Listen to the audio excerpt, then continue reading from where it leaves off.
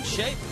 So here we go. The Houston Astros winners last night, beating the Pirates 8-2. Warren Henry brings you their lineup. Michael Bourne can run. 35 stolen bases this year. Angel Sanchez is at third.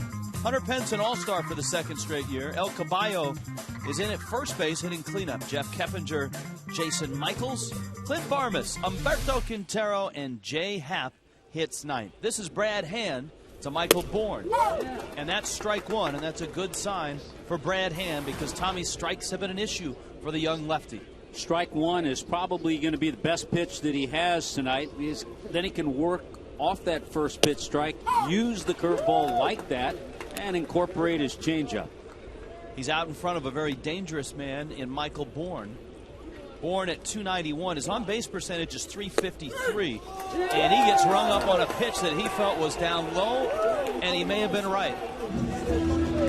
Dan Iasonia, the home plate umpire. Let's look on Fox Tracks. And you know what? It's a strike. Buck kind of boxed it a little bit and took it out of the zone, but that's a strike. Well, the important thing, keep in mind, it's always where it crosses the plate. The catcher's a little bit behind home plate, so he catches it a little bit low out of the zone, but it crossed the plate just in that strike zone. Here's Angel Sanchez. That pitch is down low. Sanchez getting the start at third base. This is an Astros team and an organization that's in transition. Two of the biggest names and the faces of their franchise moved last year. Roy Oswalt, of course, to Philadelphia, and Lance Berkman to the Yankees. Berkman, of course, now with the St. Louis Cardinals in the same division. And a strike to Sanchez. They got young players in the deal. They've got a farm system that they feel has some guys on the way. But they have taken their lumps this year, 30 and 58. Well, their starting pitcher tonight, Jay Happ, came in the Oswalt deal. They still have some guys that can hurt you in the lineup. Hunter Pence in the 3 spot, and El Caballo, Carlos Lee hitting cleanup. And Hand walks Angel Sanchez. So a good batter and then a walk, and now here comes Pence. Here's the Marlins defense brought to you by Warren Henry. Yeah, Logan Morrison, Mike Cameron with his first start as a Marlin in center. Stanton in right, Bonifacio, Hanley, Infante, and Gabby around the infield. And John Buck's job, John Buck, a happy 31st birthday, by the way. His job handling Brad Hand. Here is Pence, and he goes after the first pitch and fouls it back. Pence is hot right now. 11-game hitting streak and a 432 clip on that streak. And, you know, you see those numbers there, 331, 10 homers, and 59 RBIs. You put 24 doubles there. Doing it on a team that is 28 games under 500 is even more impressive because he does not have a lot of help around him. I think the one advantage he does have, and he's having a terrific year, he does have a veteran guy behind him in Carlos Lee, and that helps somewhat. But Hunter Pence is an aggressive hitter. He'll swing at pitches out of the strike zone, hits the ball all over, all fields, and takes aggressive cuts just like that. Yes, he does. Fouls it back. The skipper of the Astro, Brad Mills, in his second season. Formerly a longtime member of Terry Francona's staff. And took this Astros club to a terrific second half last year. A swing and a miss on a good breaking ball. So Brad Hand has a pair of strikeouts. Sanchez is still at first, and now he has to deal with Carlos Lee. So far, the pitch that he has working for him here in the first inning is that curveball. He was able to strike Bourne out on the curve, got ahead to Pence, and put him away with the curve. Well, El Caballo has finally made that transition from left field to first base. 35-year-old Panamanian. And Hand misses inside. He's had 14 starts. This, his 15th start at first base.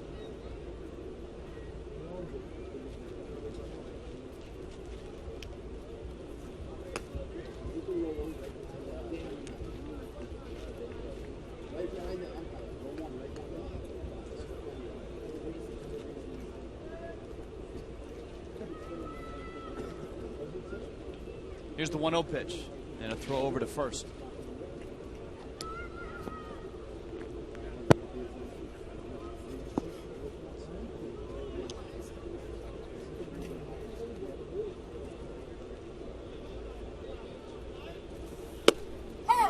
And a strike. 1-1. El Caballo is signed through next year. Hand with a nice breaking ball there, and it's 1-2. So the Astros might have a tough time moving him if they tried to.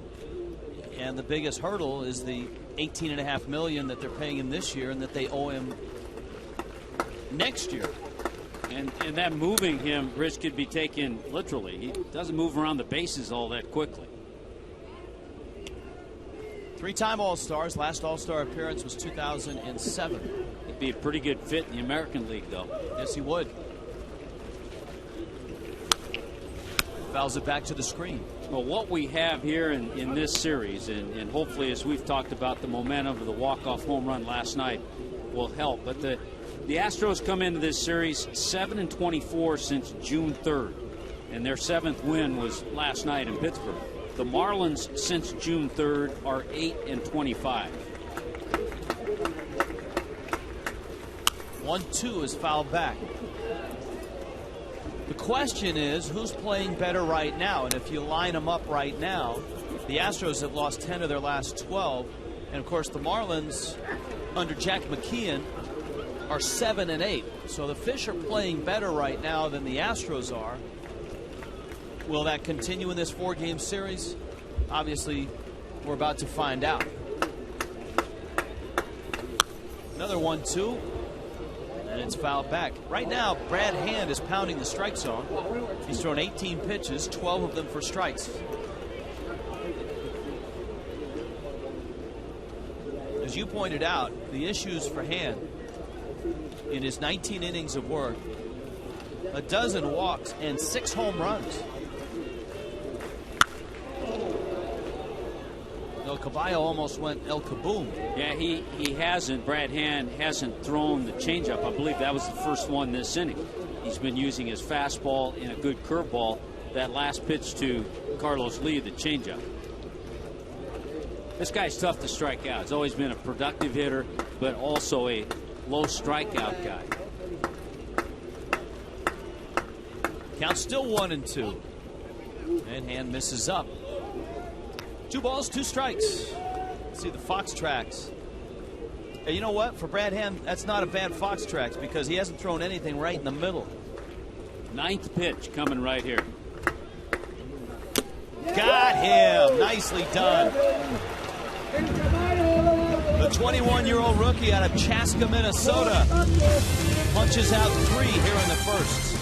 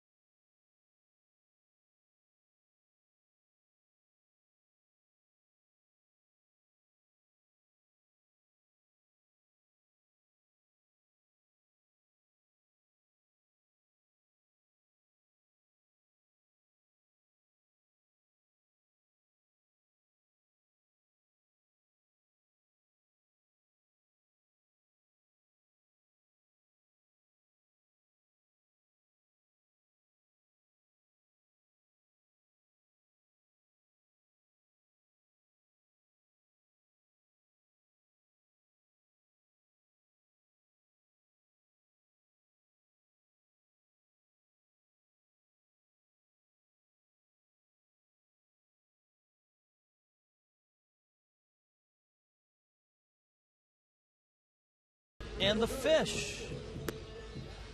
And the Marlins going to try to get to Jay Happ here. The Fish come in at 39 and 48. Warren Henry brings you the lineup. Emilio Bonifacio had a busy night last night. He's at third. Omar Infante had a good night at the plate at second. Gabby Sanchez at first. Hanley's at short, 3 hits last night. Logan Morrison a big home run as well. Mike Cameron, his first start as a Marlin. Mike Stanton is out in right. John Buck in the 8th spot, and Brad Hand hits 9th. Well, he'll be facing the left-hander Jay Happ, 28 years old.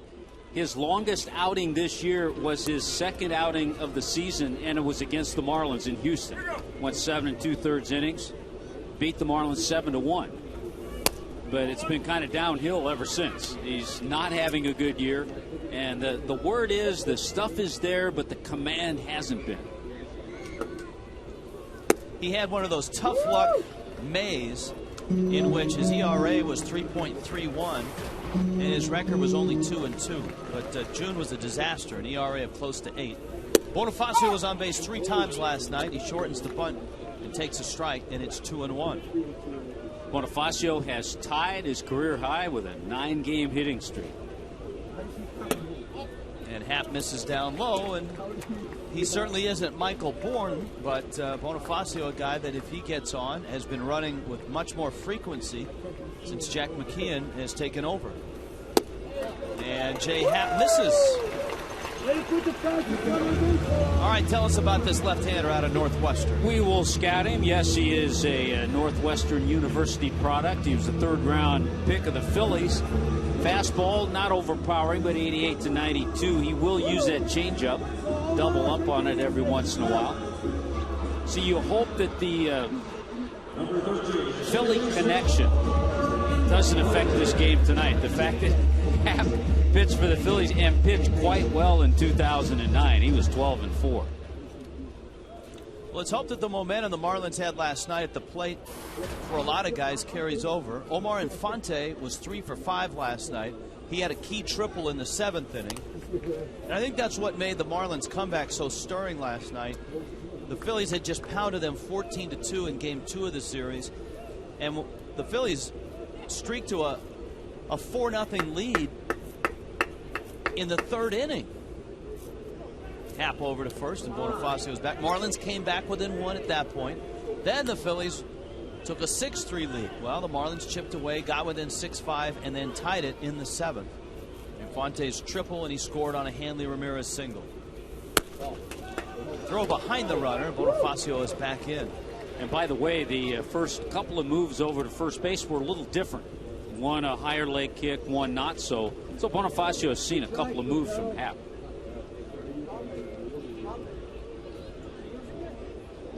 Infante, a long look down to Joe Espada, the 3rd base coach. Here's the 1-0 pitch. And a strike. Dan Iasonia behind the plate. You got Dale Scott, the crew chief, at first. Jerry Meals at second, and C.B. Buckner is at third. And since it's a 4-game series, all 4 guys will get a chance behind home plate. 1-1 coming. Infante fouls it off. The count is 1-2. Weather. There at one point today, like 1 or 2 o'clock, there were thoughts that this game would not be played, looking at the radar and the forecast. But 79 degrees. Both teams took a full batting practice. And so far, so good. All your cooling bringing you the weather. 1-2 coming. And Infante pops it up. Out goes Keppinger. And Pence comes in.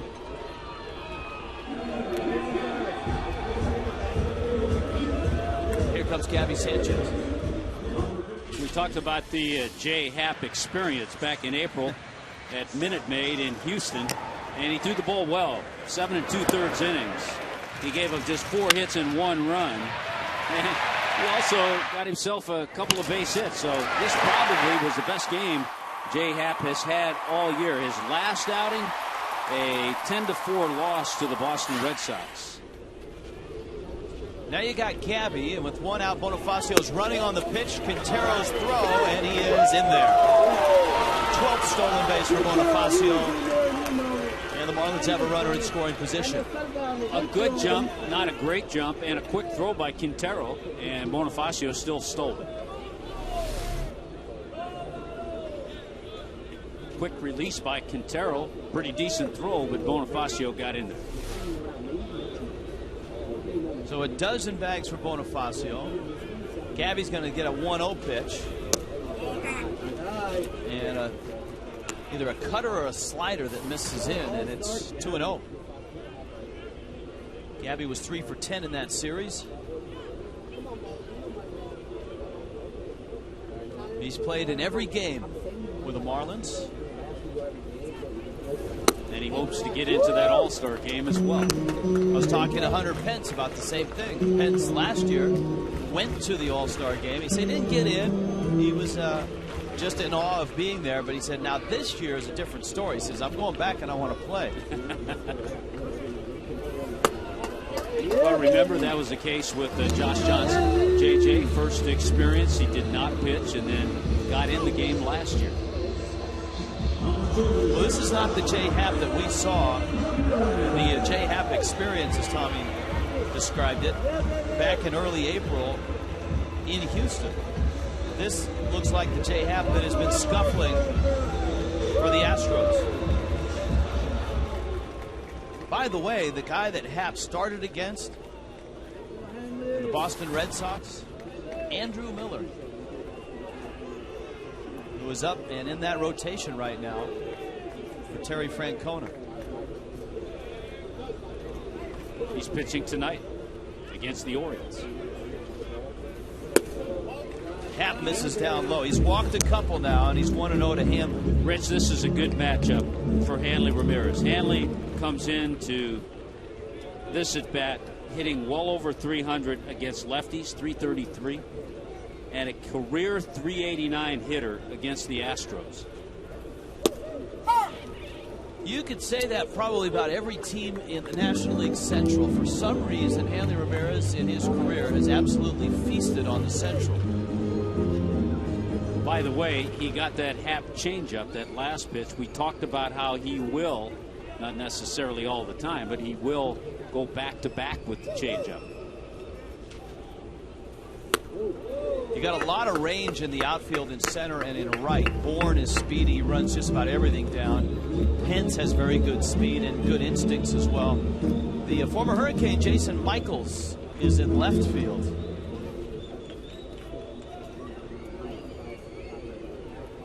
Happ right now is 16 pitches into this inning, has just one out. And Hanley got a good pitch to hit, and he fouls it back. It's 2-2. Last 14 games, Hanley 370 average, a 424 on base percentage. And he's driven in 14 runs in those 14 games. You know, the amazing thing is he's hit 3 homers and driven in 14 in his last 14 games. In his first 55 games, he hit just 4 homers and drove in 17 runs. So a very dramatic turn for Hanley Ramirez. Here's the Astros defensively. Check out that defense, and it is brought to you by Warren Henry. As you look at the outfield third in the major leagues in assists. Angel Sanchez, Clint Barmas, and Jeff Keppinger up the middle. Carlos Lee at first. Humberto Quintero is behind the plate, just off the disabled list with an ankle injury. I think that assist number, some of it has to do with the Crawford boxes at home. It moves your left fielder in close. It also has to do with the guy in right field, Hunter Pence, who has a outstanding arm. He has a very good outfielder. 2-2 coming. Hanley drives it to left and deep. Michaels goes back, and he's at the track, and he makes the catch. And everybody has to retreat. It's one of those, it just didn't sound like Hanley got it on the sweet spot, maybe a little bit on the end. Had a good swing, just didn't get all of it, but hit it well. Kind of had that sound off the end of the bat. Michaels was able to get to the warning track and make the catch.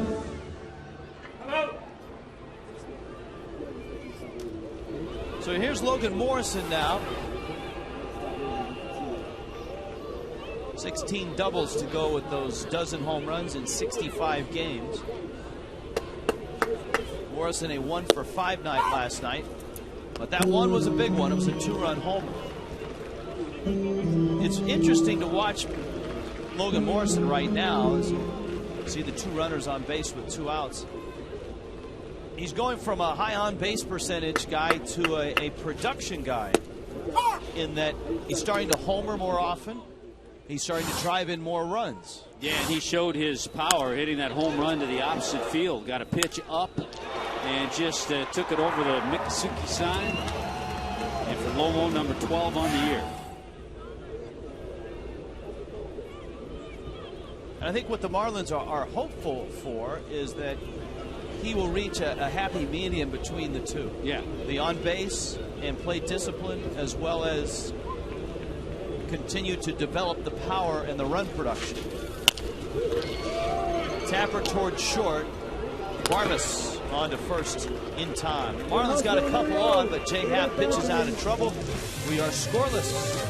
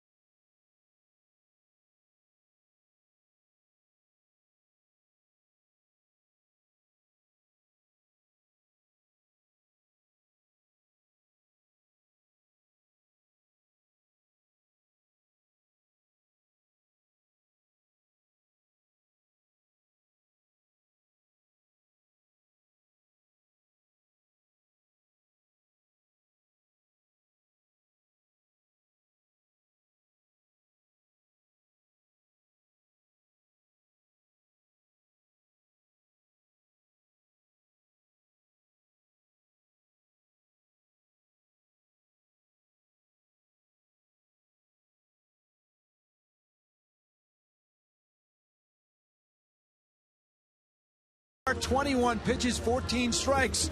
That's the game plan according to his skip.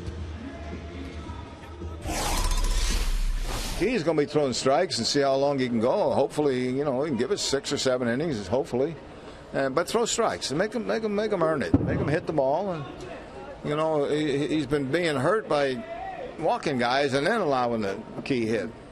So hopefully, you know, he's going to be out there and in command of his pitches. And as Jeff Keppinger hits that fly ball to right in the first start of the major leagues, and was able to go 6 innings. He walked only 1, but in the last 3, he's really struggled walking 11 guys over 13 innings. And he knows Clay Hensley's being stretched out, and each and every opportunity is a chance to impress his manager and the management. And so far, so good early on. But that's the key for him without the overwhelming stuff, guys. All right, Craig, thanks. So far, so good for Brad Hand. He gets a quick out from Jeff Keppinger. Jason Michaels, the former Hurricane, takes a strike. Michaels has found a place in this game as a solid pinch hitter, a versatile outfielder. He is 34 now. Of course, a Miami product. Jesuit High School in Tampa. Hey, he's one of those guys, Rich, that, as you said, I mean, he's been with the Phillies, the Indians, the Pirates. He's established himself as a solid number 4 outfielder at the major league level. You can put him anywhere in the outfield, and he's been a terrific pinch hitter. Yeah, the value of him being able to play center field has really helped him stick around in the game. Here's the 2-1. And with a 90-mile-an-hour fastball, and the count's 2-2. In 2009, Jason Michaels was inducted in the University of Miami Hall of Fame.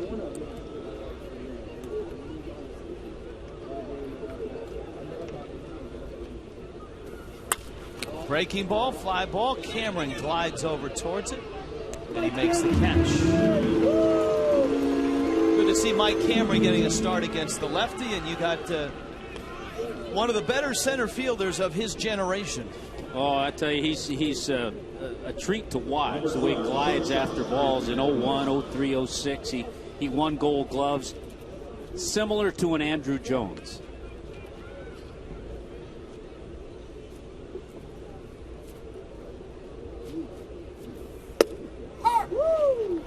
Clint Barmas, the former Rocky, is up.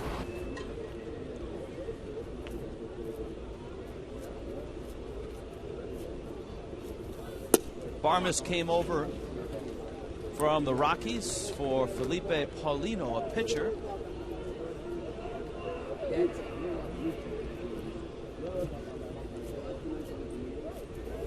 In hand with a changeup, got him out in front. Speaking of the Rockies, they've kind of fallen on hard times. They lost their game this afternoon to the Braves, to Tim Hudson and the Braves, and the Rockies all of a sudden have lost 5 in a row. How about the Braves, who just keep winning and move within 2.5 games of the Phillies going into their weekend series up in Philadelphia? Atlanta has won 4 straight. 1-2 to Barmas. That'll be a fun series to follow. That Phillies-Braves game will be the Big Fox featured game on Saturday. Ken Rosenthal, who will be no doubt decked out in his bow tie, which has raised a lot of money for a great charity this year, will join us live later on tonight. We'll get a chance to get the pulse of the National League, the American League, the All-Star game with our good friend Ken Rosenthal. Will he be decked out in the bow tie tonight? If it's for a good cause, I'm sure we can get him to slip it on for the phone conversation. Barmas pops out. Buck makes the play. Marlins and Astros are scoreless.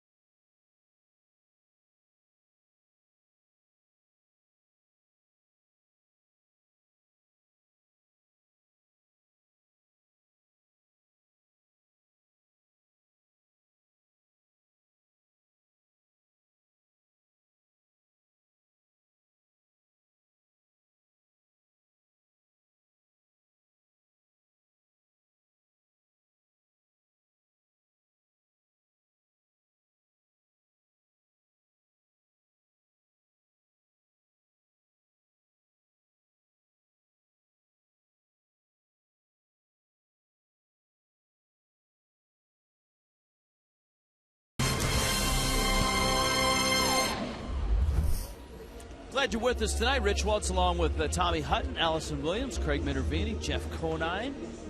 A lot going on tonight. We had a live interview with Mike Stanton just before first pitch.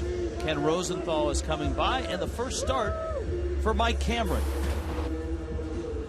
Cameron, who appeared in 33 games with the Red Sox. He had just 94 at-bats for him.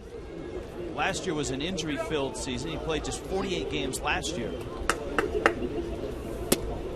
But Cameron had a spirited at-bat last night in a tough spot. Said he actually felt pretty good. Gets the start against the left-hander Happ. He takes down low. Yeah, for having not been out there for about a week, he looked at some pitches, took a couple of balls, got the count in his favor.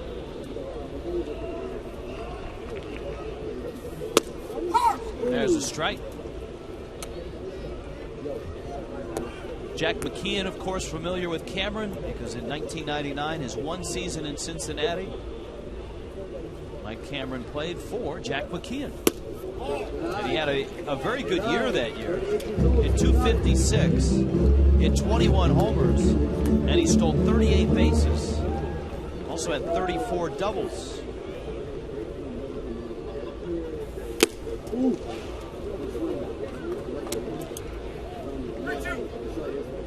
Count 3-2. Mike Stanton to follow. Then you got John Buck. And Cameron walks. We'll lead off walk. Cameron is aboard. Here comes Mike Stanton. Tomorrow night is a Fiesta Friday brought to you by Jiffy Lube. 7:10 start with the Astros. You get the 4 for $50 4-pack, which of course includes 4 tickets, 4 hot dogs, 4 sodas, and 2 game day programs. And it starts at just $54. 1-877-Marlins. Now Stanton climbs in. And of course, the last pitch he saw, he hit a laser beam to left. I think MLB Network timed it at 3.10. We've had a couple of those this year from Mike Stanton. Swing and a miss. And it's 0-2. Happ has gone right after him, though.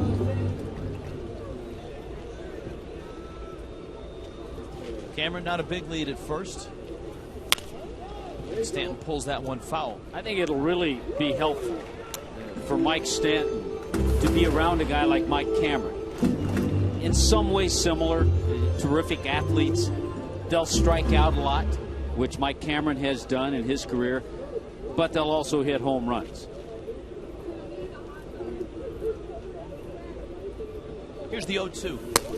It's up, the throw behind, and Cameron's back in. I thought Cameron's initial comments to the press were really telling because, you know, there were headlines saying, oh, Cameron's not the answer. He's not the big move. And he's not. He's here as a complimentary piece. And many people have noted his leadership skills. And so somebody asked him, hey, Mike, are you think that you'll be able to make a difference in the clubhouse and be a leader for this team? And he said, well, quite honestly, he said, the guys that play every day, and he pointed out the guys that are the best players, a guy like Hanley Ramirez, those are the guys that have to be your leaders. He said, I can help. Oh, man! Left field! And deep! And gone! Way gone! He's in one of those streaks, folks.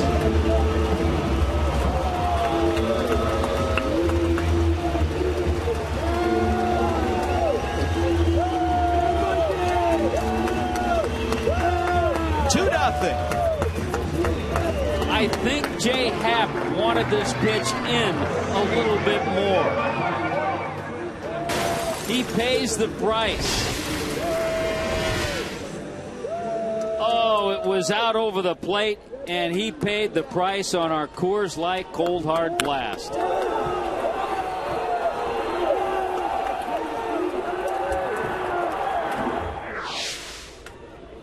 Here is John Buck.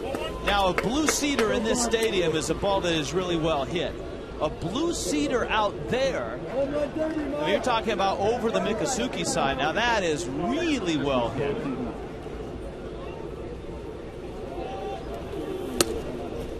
So his last 2 swings have been home runs, and they've been mammoth shots. There's that area in here. You can really crunch one. Blue seater down the line's a little different story. Still a good shot. Yeah.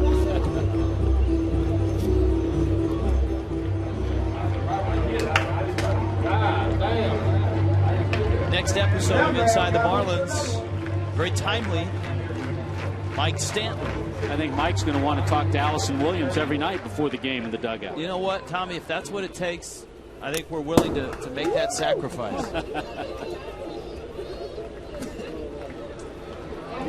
Counts 1-2 to John Buck. Brad Hand on deck. Nobody out here in the second. The 1-2. And Jay Happ gets his first strikeout. A little support for Brad Hand. We talked about his first 3 starts. The Marlins were outscored 11-2. And all of a sudden, he's looking at a 2-0 lead.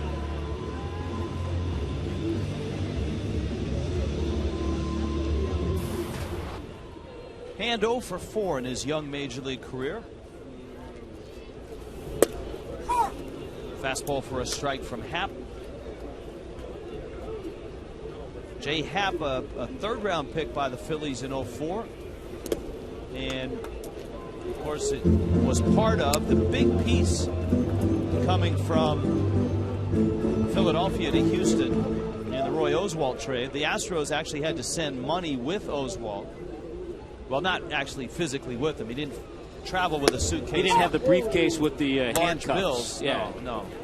But that was part of the transaction. They had to pick up a good chunk of Oswalt's money last year.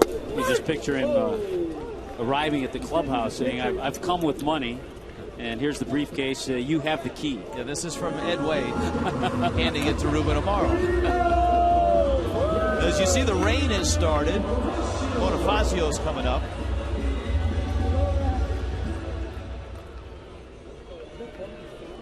A long 2-run homer by Mike Stanton has the Marlins on the board. Bonifacio walked and stole the bag back in the first. And Happ misses away.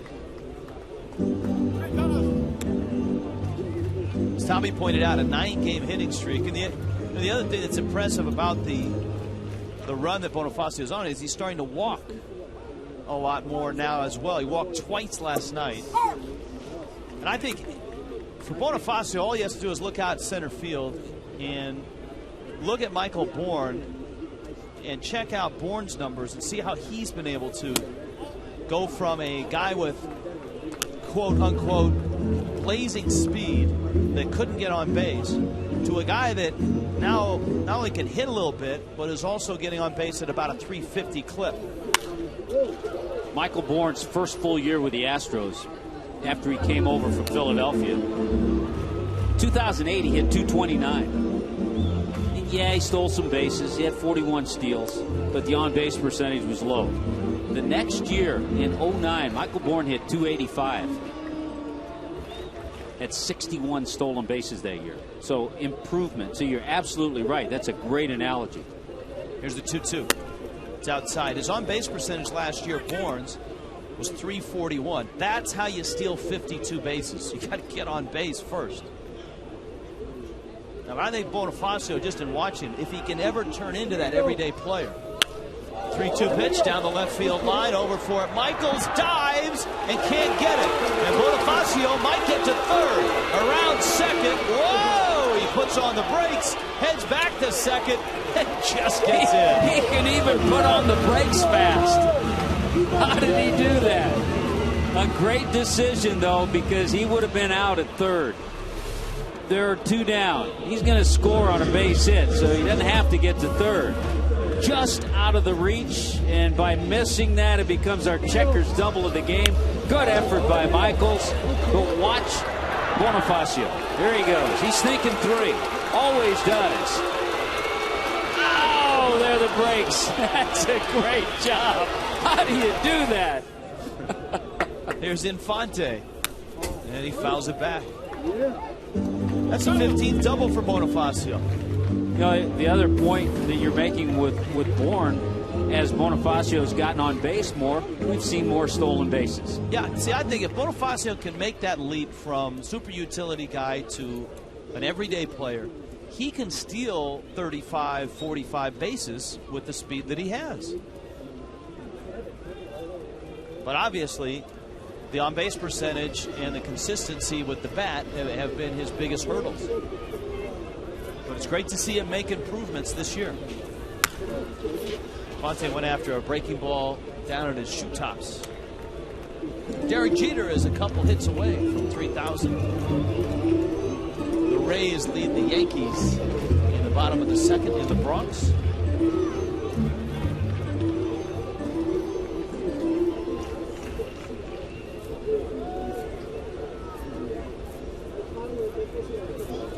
Oh, 2.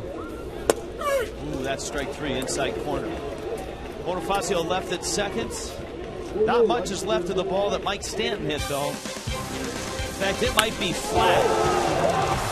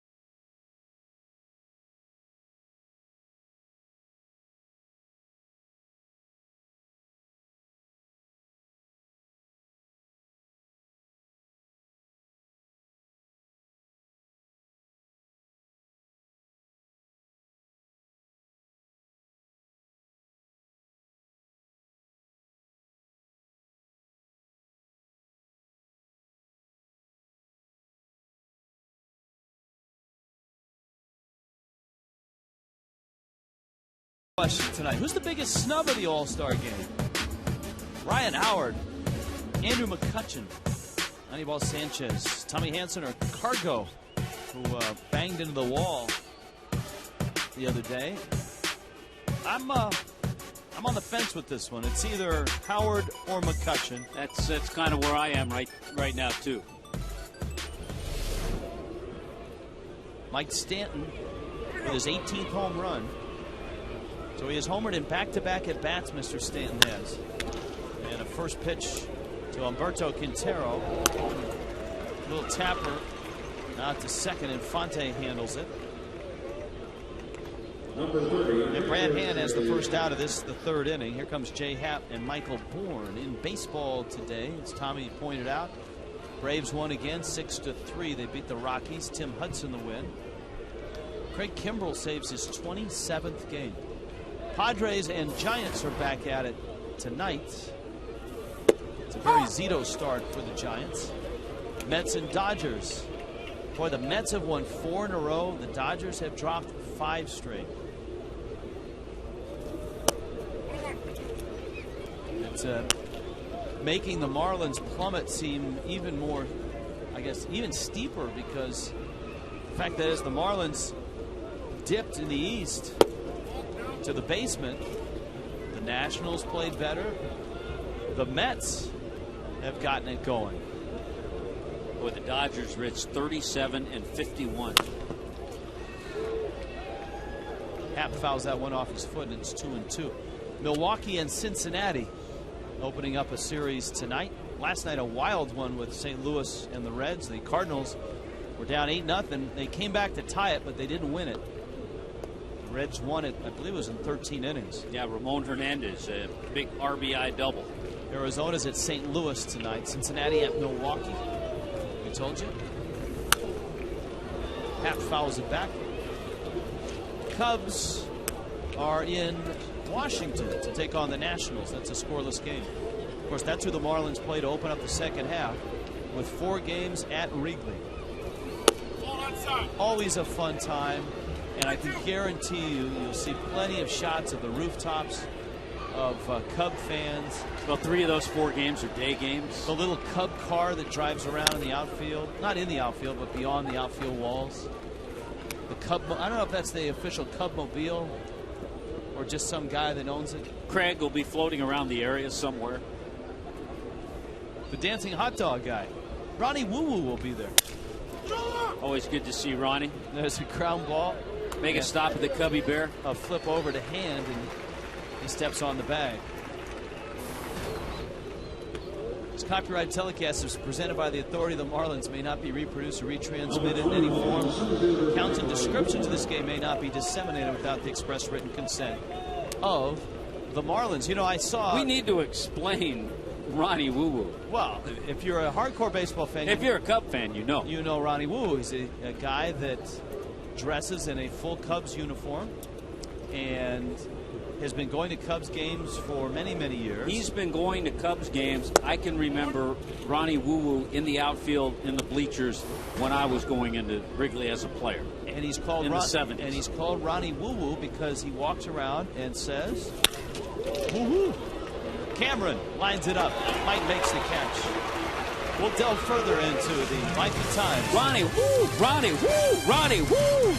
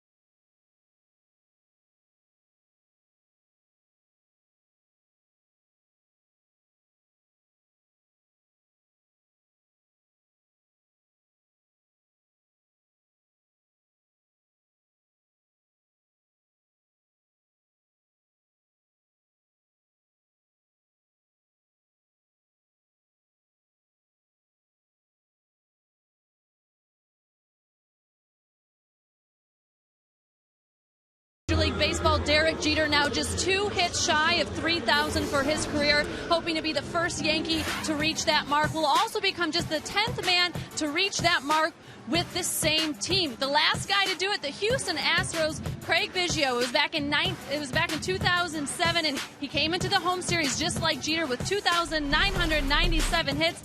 In that first game of the series, he rattled off 5 hits in the game. Now, the one that actually took him to number 3,000 ended up being an out. It was a single. He tried to stretch into the double, but that certainly did not dampen the celebration. And he said the home fans really elevated the experience. Fans in New York hoping to do the same for Jeter. Ticket prices for this series against the Rays this weekend have more than doubled, and they hope to see him join the likes of George Brett, Roberto Clemente, Sandeman Musial, and Cal Ripken, Yaz, and others that have all reached 3,000 hits with this same team. There will now be 10 when Jeter gets there. Guys? Allison, that is a select list. That is, and it's incredible that you think about the players that have worn Yankees uniforms. It's incredible that he'll be the first Yankee to reach 3,000 hits. Gabby Sanchez, Hanley Ramirez, Logan Morrison for the Fish. This would be the bottom of the third. 2-0 Marlins thanks to another Mike Stanton home run. Last night a laser beam to win it, but the home run tonight, a high, deep blast to left center field. If you had to put a distance on it, Tommy, I'm going 425, 430. I was just going to say 430. I would have said 430. 1-2 coming. And I think with the configuration of the new ballpark, the way it's going to be out in left center in that area, that's even going to look better. Well, especially with that. That'd be beyond the pool. Well, he's going to hit some balls in that new ballpark that are going to hit that glass or go out of the ballpark. Here's a 1-2. See, now I know that that glass is going to be hurricane resistant. Is it going to be Stanton resistant? We had, it's one of the emails we were unable to get to the other night, but as I scrolled through the emails, that was one that I was trying to get to but never got to. You try to do it when Stanton comes up.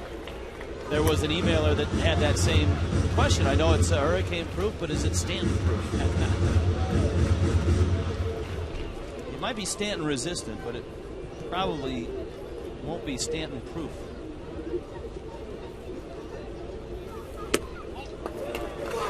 Gabby walks, and J. Happ has had his control issues. That's 4 walks already. A couple of patient at-bats by Gabby Sanchez to lay off some pitches just away, just down a little bit.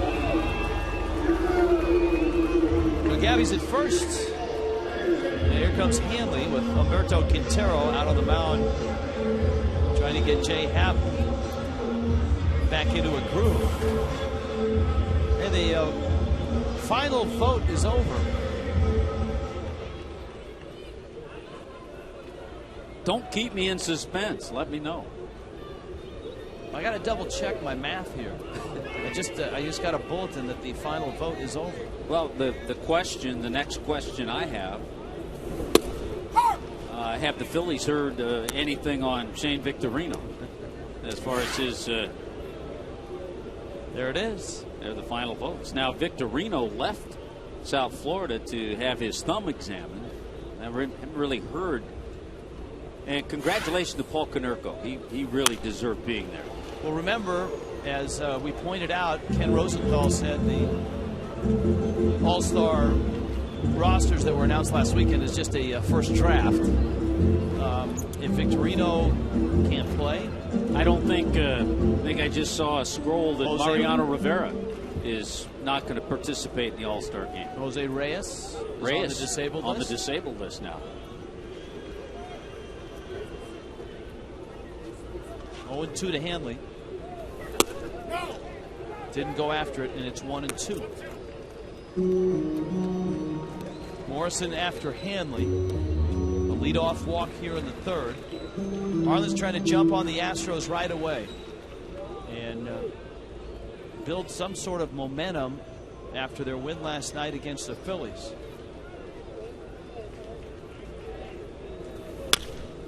Chopper towards second. Keppinger backs up, gets the out, and the relay is not in time. So Hanley replaces Gabby. And here comes Logan Morrison.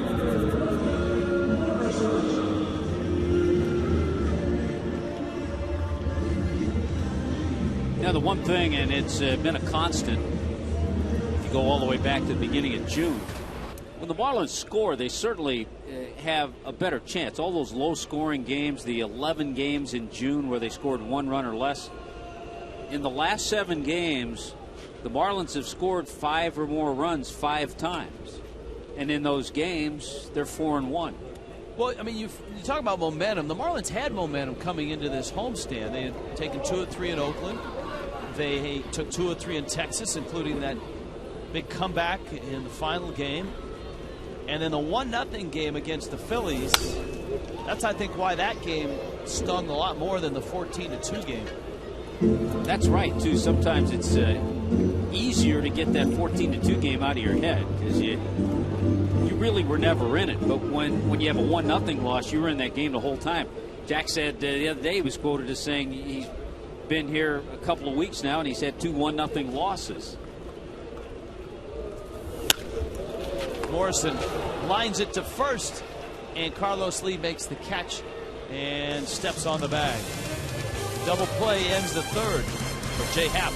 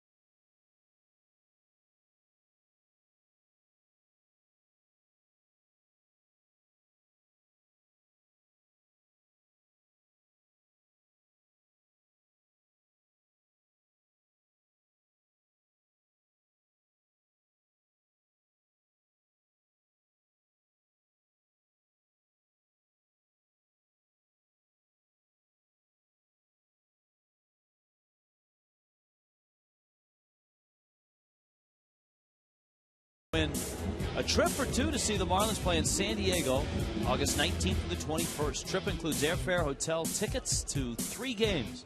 Don't wait. Stop by your local Metro PCS store today. Metro PCS, wireless for all. Brad Hand into his 4th inning. Angel Sanchez stands up. He rolls one Hanley's way. Better hurry. He does. And he just gets it.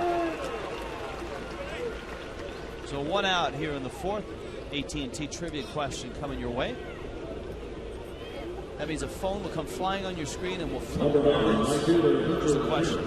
Name the Astro who caught 3 of Houston's 10 no-hitters. I think I know this.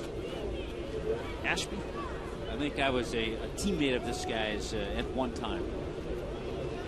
Mr. Ashby? I think you might be right. Breaking ball misses in. Hey, by the way, the first time through the order for Brad Hand, he has been tremendous with first pitch strikes. 10 of 12 now. And he's only had 2 3-ball counts. Oh, 1 pitch.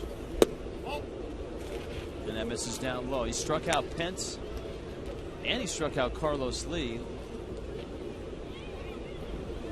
That was back in the 1st inning. By the way, you mentioned that Mariano Rivera will be replaced on the All-Star team. Have they named a replacement? They have, and it's a little wrinkle here. The rules dictate that if a reliever who was chosen by the players, Rivera was chosen by the players, if one of those guys has to come out because of an injury, it's the guy who was next highest on the ballot, the players' ballot. And that reliever is Jordan Walden, the young closer of the Angels. We saw him when the Angels came through here, and he was impressive. I think on the players' ballot, they had to select 3 relievers. Pence takes and he walks, a 1-out walk here in the 4th inning. So Jordan Walden was next on the players' ballot. Yeah, we saw him inning in 2/3 one night in one of those games against the Angels.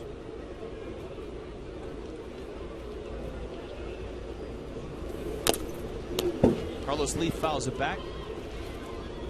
So I think over the next few days, we'll be seeing a few more of these. You mentioned Reyes on the disabled list now.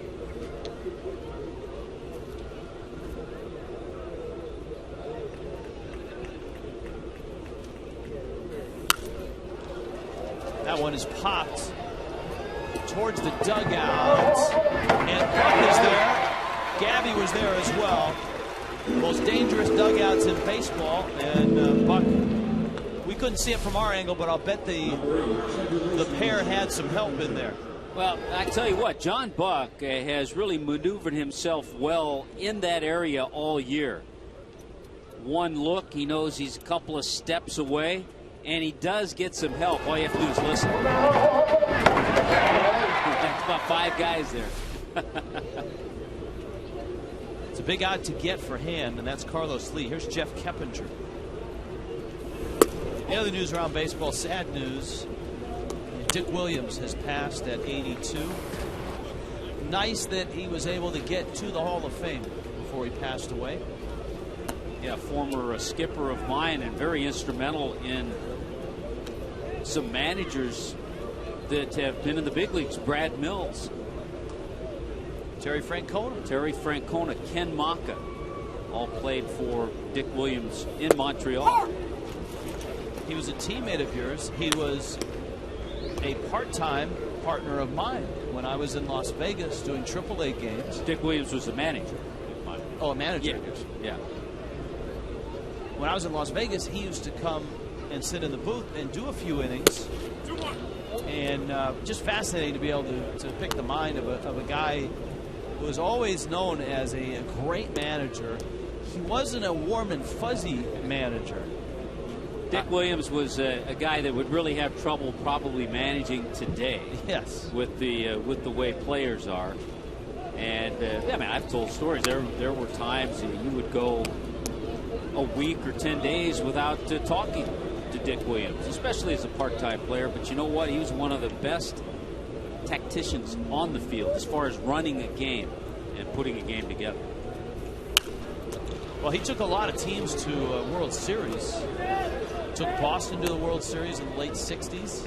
Of course, he won 2 World Series with Oakland and then walked away because he couldn't take any more of Charlie Finley. So he didn't get along with some players. He didn't get along with that owner. And he had some really good teams in Montreal. And he took the San Diego Padres to the World Series. 2-2. That one's fouled out of play. I always remember the biggest lesson I learned from Dick Williams.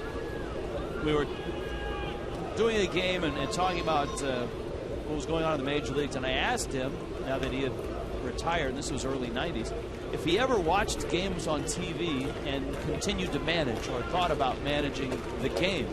And he said, absolutely not. And he said, the reason is this.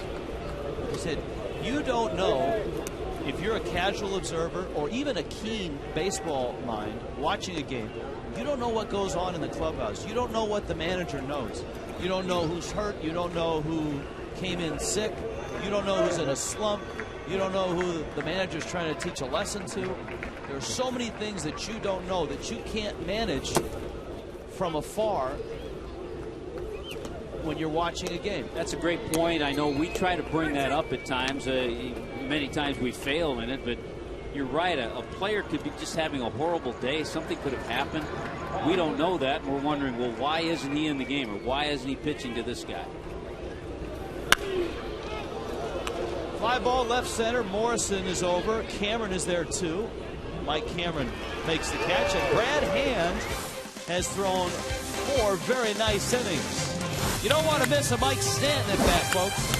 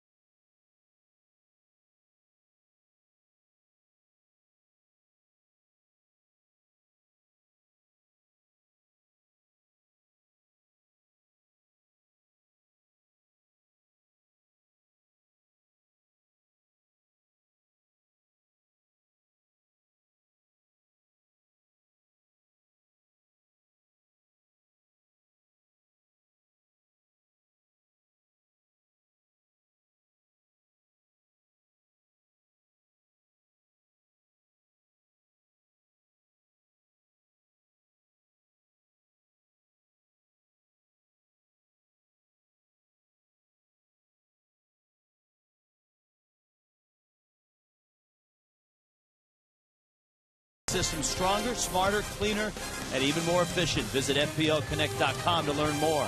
And by Coventry Healthcare of Florida, lighting the way to better health. South Florida tonight, a lot of rain in the area. It rained hard last night, rained all morning, was supposed to rain all night, but not a drop. Well, there were a few drops that have fallen, but both teams took batting practice. The game has gone on, and the Marlins have a 2-0 lead. Mike Cameron started the rally with a walk in the second, and then Mike Stanton on a 2-strike pitch finished it with a enormous home run to left center. I just thought of a Dick Williams story that kind of describes how he was as a manager and how in tune to a game he was.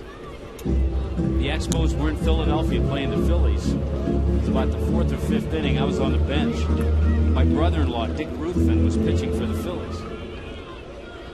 We get a little rally going. Dick comes down the end of the bench and he goes, "Hey, you want to hit off your brother-in-law? Get ready."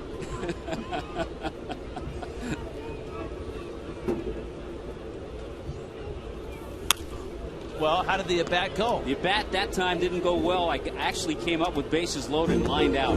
Gary Maddox made a nice catch in center field. Well, you hit the ball well. I hit the ball well. All right, yeah. so it was a good AB. Good AB. Did he talk to you the next week? My brother-in-law or Dick? Dick. Here's the 2-2. Struck him out inside corner. Cameron goes down. And here comes Mike Stanton. All right, let's see if we have the answer. Roberto Quintero says, "Yeah, I know it. I know it. See." He's a catcher. He knows Astros catching history. Alan Ashby. Look at that. Some pretty good pitchers. Ken Force, hard-throwing right-hander brother Bob pitched in the big leagues. Ryan, Mike Scott. Stanton takes down low, a fastball. And it's 1-0. Ken Rosenthal will join us next half inning. Bring us up to speed on the events today and the issues heading into the All-Star break. We'll find out which tie he's going to wear for the All-Star game. I got a feeling it'll have an All-Star flavor. Roberto Quintero's out to say, look, it's 2-0. The last 2 balls he's hit have been crushed. Because I did find out that the Astros on their team bus, either getting out of Pittsburgh or coming here, had some of our game on and saw the highlights. So they saw Mike Stanton's home run last night. This was the 2nd inning home run tonight.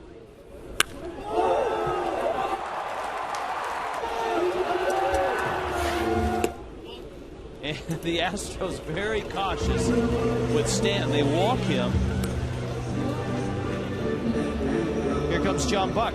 Boy, that's the 5th walk of the game for Hap. And, you know, you think about it, there have been struggles, there have been ups, there have been downs, there have been lots of strikeouts. Mike Stanton leads this club in home runs and RBIs.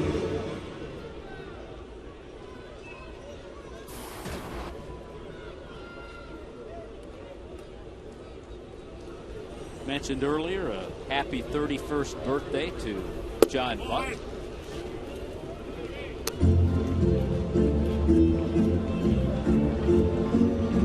Mike Stanton at first has shown this last week he's not afraid to steal a bag.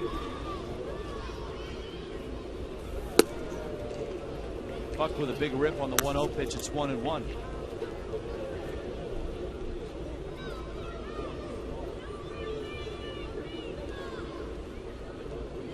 You do have the pitcher on deck.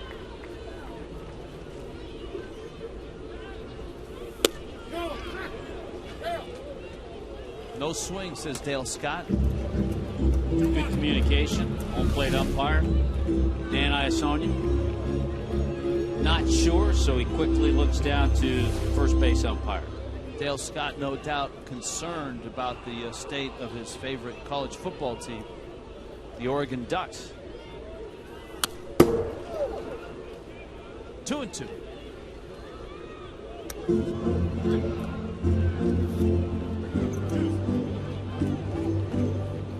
Good umpire.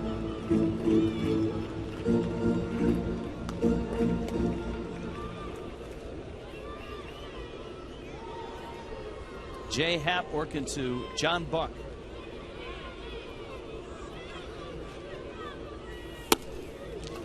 Yeah, the only game the Marlins lost in Houston, they took 2 out of 3, was the game to Happ.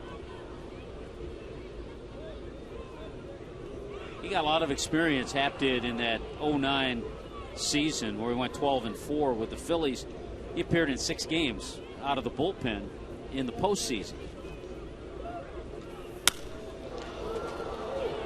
Fly ball down the right field line. Pence a long run into the corner, and it's foul. That's why the other night when we were talking about the Phillies trying to acquire a impact bat, a right-handed bat. We brought up Hap's name, and the question was, would it be a Vance Worley? Would it be a Kyle Kendrick? Who would that team ask for in return for that bat? Well, it depends on who that bat might be. Because you don't think that Lee, Halladay, and Hamels are going to be available.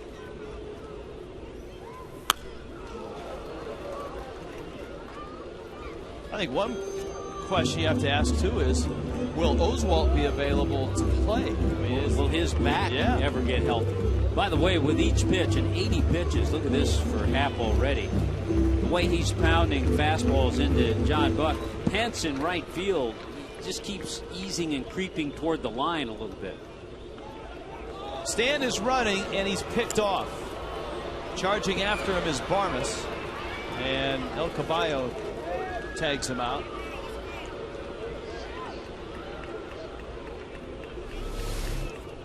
Trying to guess a little bit on first movement, and that time the wrong guess by Mike Stanton, and the Astros complete the rundown quite easily.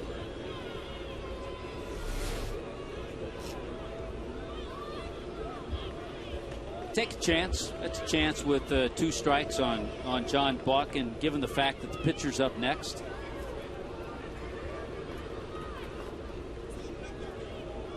Buck, an original Astro draft pick.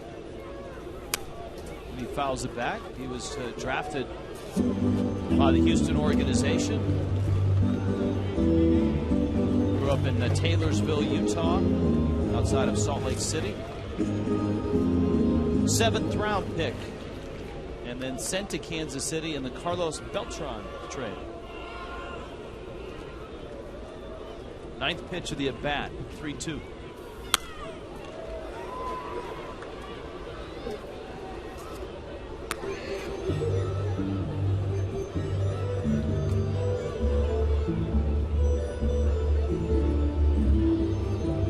Astros, of course, got Carlos Beltran for the stretch run back in 2004.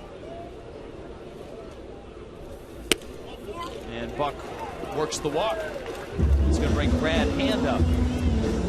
Beltran played lights out for the Astros and had a great postseason. Octavio Dotel also went in that trade. The Royals then sent Dotel and cash to the Oakland Athletics. Beltran having an all-star season. He is an all-star this year. A couple more doubles last night at Dodger Stadium. Mets beating the Dodgers, so he continues to swing the bat well. And rolls that one down the third base line.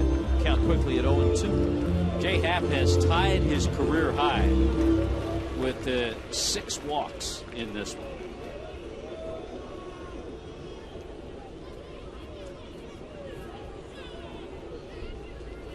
Here's his 0-2 pitch to Hand. That's strike 3 on the outside corner.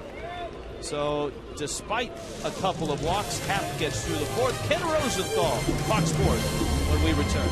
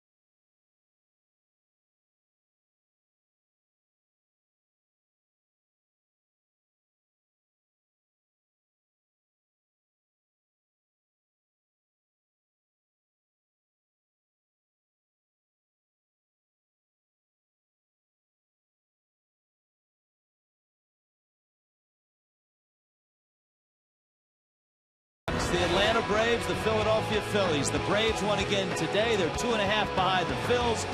This week, Fox Saturday Baseball brought to you by AT&T. 4 Eastern, 3 Central. From Philadelphia. Here tonight, Brad Hand is shutting down Houston 2-0 in the top of the 5th. And a gentleman that will be working that game for Fox joins us now, our good friend Ken Rosenthal. Hi, Ken. How are you? Very well, guys. How's it going? So far, so good. Another Mike Stanton home run, and the Marlins trying to regain that mojo that they lost once the month of June started. Well, I had a fan on Twitter today ask me if the ball that Stanton hit last night was the hardest ball I've ever seen hit. Now, I wasn't there in person. I did see the replay, so I'll put it to you guys.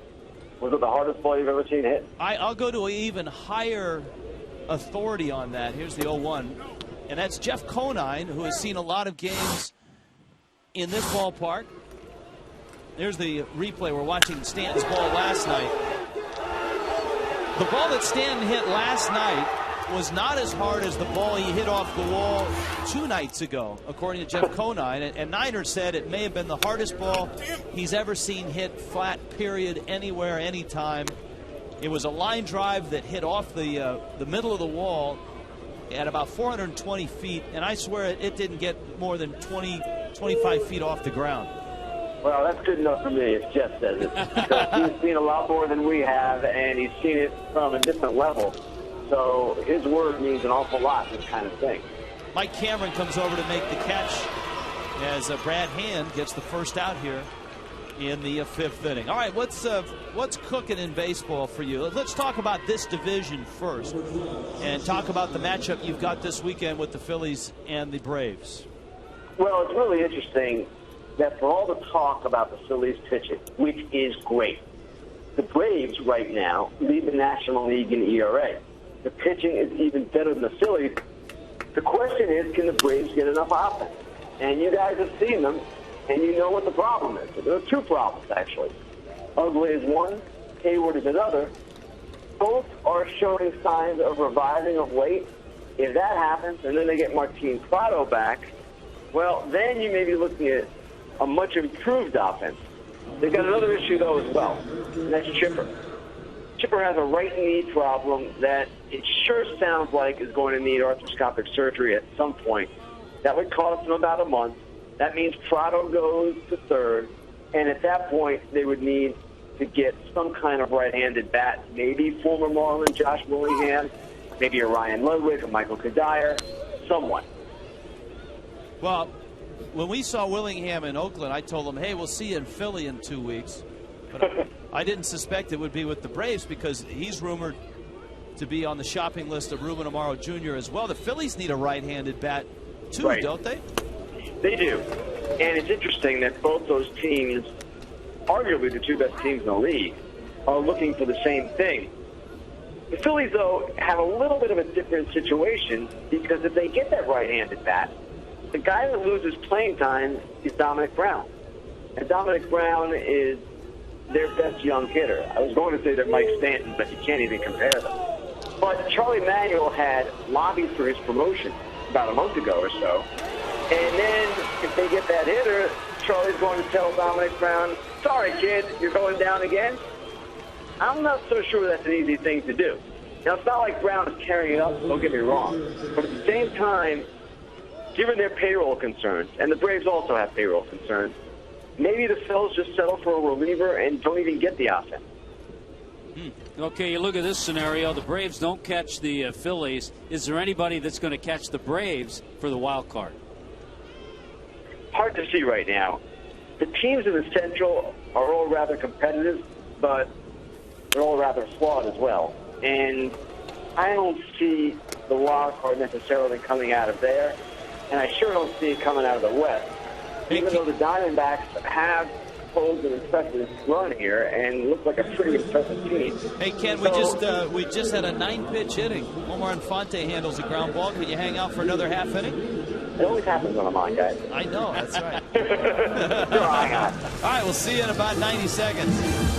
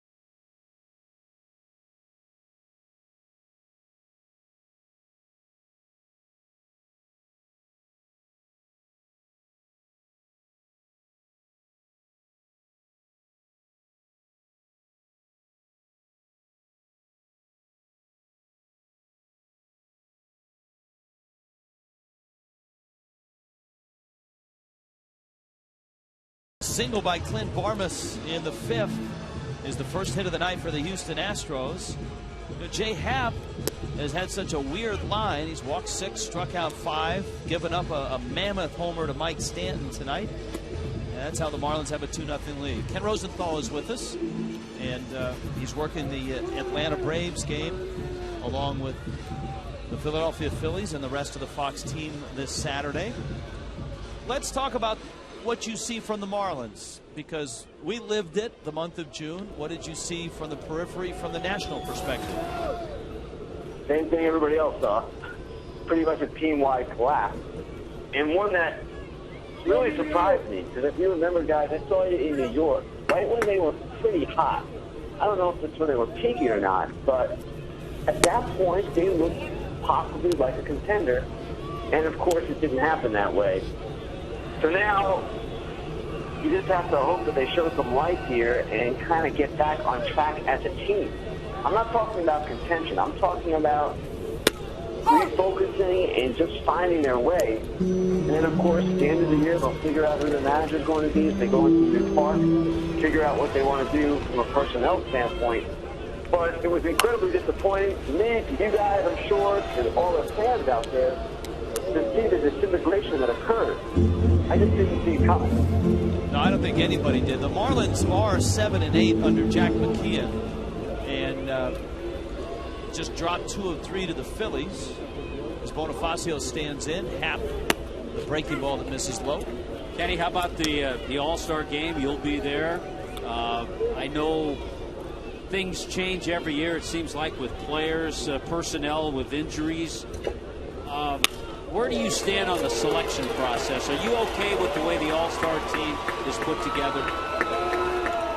I'm sort of okay with it. Certainly, I don't mind the fans voting. I like that.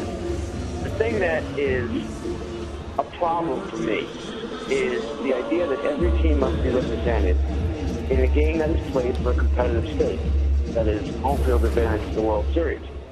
Now, I like the rule that every team should be represented. I remember as a kid growing up, I wanted to see my guy from my team playing in the All-Star game, and I think all fans want that. But if you're saying, hey, this game matters, this game determines home field advantage for the World Series, then that's inconsistent with this kind of little league idea that everybody has to be on the team. Not that everybody has to play, but everyone has to be represented. That's the one thing that I don't like, but I must say, guys, I don't know how I would change it. Because there's one thing, the idea that every team must be represented, which is a tradition, and there's the other idea that the game has some competitive value, which is new, and again, there's just no reconciling the two. After an Emilio Bonifacio single, Omar Infante sacrifices Bonifacio to second, and so the Marlins All-Star, Gabby Sanchez, comes up with Hanley Ramirez behind him. Gabby has walked twice against lefty Jay Happ. We've done the math throughout the season, and the National League East seems to be head and shoulders above the Central and the West this year. Do you concur? I'm not sure I totally concur. In terms of quality at the top, certainly the National League East is the best. And the Nationals are improved, the Marlins have had their moments, and the Mets are much better than I ever thought they would be. But when you look at the Central, the first 4 teams are quite competitive with each other. The next 2, the Cubs and the Astros, are terrible. But you've got a 14 race there, so it's very competitive. And the West, really, right now, it's just the Giants and the Diamondbacks. The Rockies, for me, are a huge disappointment. I talk with people every day, ask them about the Rockies, and no one can figure out why they have not played better. I know they lost De La Rosa. I know Jimenez has not pitched well, but my goodness, there's some talent there, and they just have not performed to their ability. So I got him close to concurring there, but not quite. Well, that also gets me to a question, Kenny. Would the Rockies then be sellers? That's a really interesting question, and it's something I'm working on right now, guys. Trying to figure that out. I don't know that they want to sell, because remember, this is a team that has had some great second-half runs. But at the same time, if you're the Rockies, maybe you think about changing it up some way. And it's not necessarily an outright sell, but perhaps somehow just changing the mix. And I'm not sure how they would do that. I've got some ideas that I'm checking on. Maybe I'll report on later. But it's just not working the way it is. Strike to Gabby Sanchez, and the count's 1-2. There's one out here in the bottom of the fifth. Ken Rosenthal of Fox Sports is our guest. Emilio Bonifacio right now at second base. The Marlins up 2-0 over the Houston Astros. Jay Happ takes a look at Bonifacio. And the 1-2 inside corner, he struck him out. All right, our final topic for you. Realignment. The Astros involved in many rumors as a possible team that could go to the American League. Next year might be dramatically different. 15 teams, 15 teams. What do you think Major League Baseball will look like when we get to next year? Same. And my understanding, and I reported this week, is that the Astros have not even been asked as a condition of their sale to go to the American League. Or for that matter, the National League West with the Diamondbacks going to the American League West. So it hasn't even come up in those discussions. And that would indicate to me that it's not that far along. Now, has it been discussed? Yes. Should it be discussed? Absolutely. But it's not so easy to accomplish. At the same time, it's something that a lot of people in the game agree should happen. Let's face it, it's ridiculous the way it is now when you have one team or one league with 16 teams and the other with 14, when you have a 16 division in one league and a 14 division in the other. There are obstacles that exist in the National League to making the playoffs that simply don't exist in the American League. And that's not even going into the argument about interleague play and the inequities that are there that could be at least reduced if they went to two 15-team leagues. All right, well, I'm hoping for change, but in this game, sometimes change is slow to happen. Rich, we'll get a change next year just in a new ballpark. Ah, that's true. Logan Morrison pokes it down the left field line. Michael's over, dives, and he doesn't get it. And it rolls by him. Bonifacio scores. Here comes Hanley. Here comes a throw. He is safe. 4-0. Logan Morrison, a 2-run double.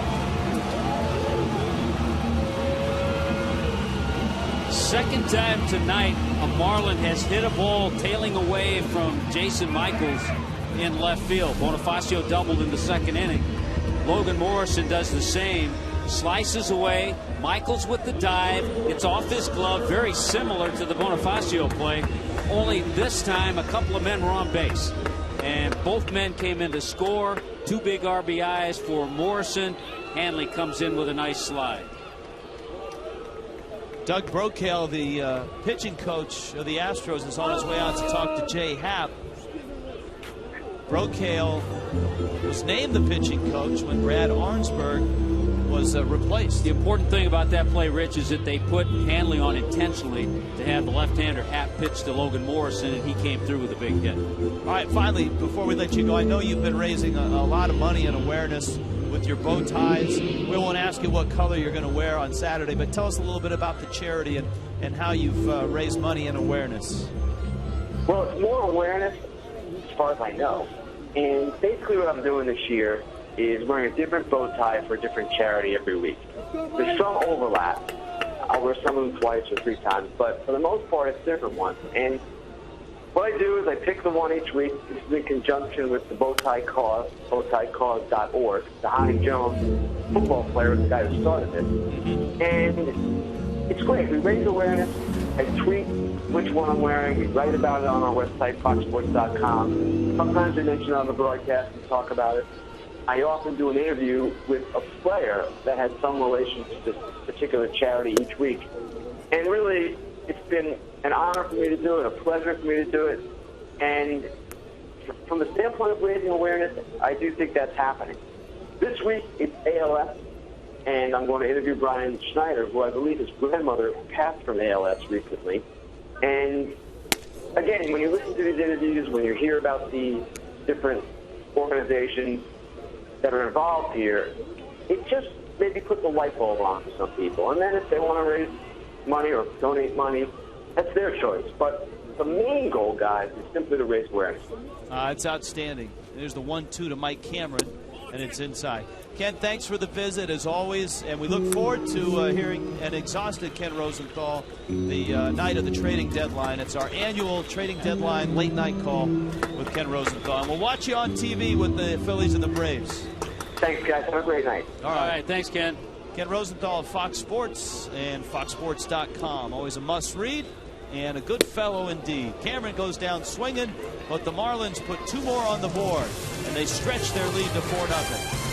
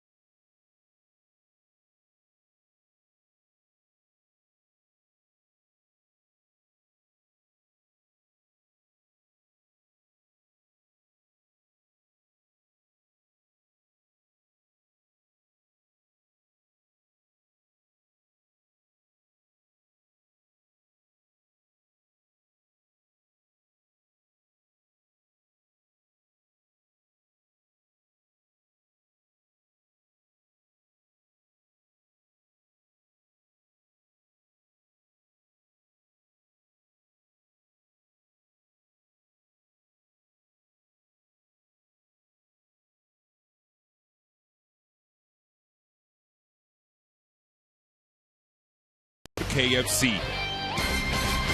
Bueno, aquí estamos otra vez. 4-0 ball game. 4-0. Marlins on top. Hi, guys. Hey, What's up, Tommy, fellas? How are Richie, you? How are you guys? You know, it's just fun to talk to you guys with a lead. We haven't done that too Definitely. often. It's been a while, huh? No question. Marlins don't have a lot of hits, but they do have 4 runs. 4 runs on 4 hits. Brad Hand has given up just 1 hit and has held the Astros off the board. Michael Bourne leads it off with Angel Sanchez and Hunter Pence coming up. I think the difference tonight is that he has very good control. He makes his pitches very well and kept them totally off balance. He's been very similar to the start that he had against Atlanta. That is right. But you're absolutely right. And that's what Jack McKeon said before the game. He just needs to throw strikes, and he's done that. Well, some of the young pitchers, what happens too is they want to do the job themselves, and they forget they have 8 guys behind them. You know, the defense can help him out. I said, make him throw a strike, make him hit the ball, and that's what Jack told him. I think that makes sense. Well, I think as well, getting a lead helps. Remember in that start against Atlanta, the Marlins didn't score many runs. That's true. That helps a lot, no question. And it looks like, guys, Mike Stanton's starting to get hot. It's about that time of the year where everybody's already, you know, nice in midseason form, and we have to remember that he missed a bit of time in the first month of the season plus spring training, and the eye injury that he had with the infection, he's had to battle with a lot of little nagging things that, you know, for these athletes, everybody assumes, oh, because they get paid so well, they should be able to deal with anything. It's not easy to hit a baseball when your vision's blurry.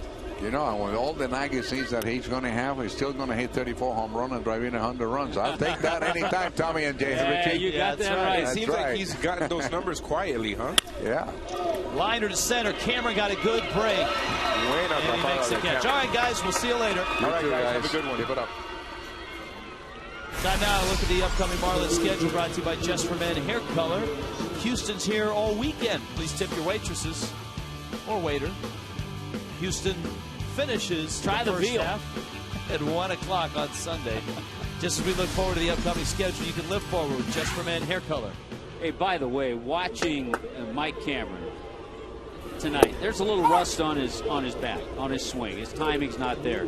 There is no rust on his getting jumps on balls in the outfield. Now, he has always been a premier center fielder, and as you pointed out, he may not have the speed now, but he still has the instincts, he still has the routes and the fundamentals. Up the middle into center field, and Sanchez with a one-out hit.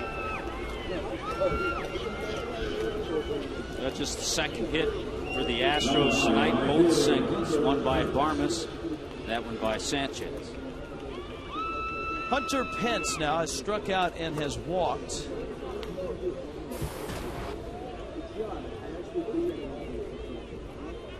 Pence now 28. Pence has an 11-game hitting streak right now. He's had 3 10-game hitting streaks this year. That's some consistency. A fifth-year Astro. He played at the University of Texas in Arlington. Second in the National League to Jose Reyes in batting average. He went 0-2. You see the rain starting to fall again. So far, so good in terms of the weather. And this obviously being in the top of the 6th is an official game at this point. Pence wiping the rain out of his eyes. Well, another key to Brad Hand's performance tonight is taking the game in the 6th inning here and hopefully even beyond, because of last night, 10-inning game and just 4 innings from starter Anibal Sanchez, and the night before just 4 innings from Chris Volstad. So the bullpen's been busy the last couple of nights.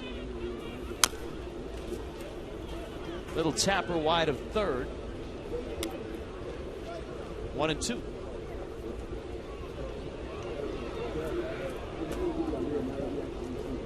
Little rain here, but I had my inside weatherman in Chaska, Minnesota. Beautiful day today. Mid-80s, I believe. Liner to right. Stanton is there. Mike makes the catch. Sanchez has to retreat to first. And up comes Carlos Lee.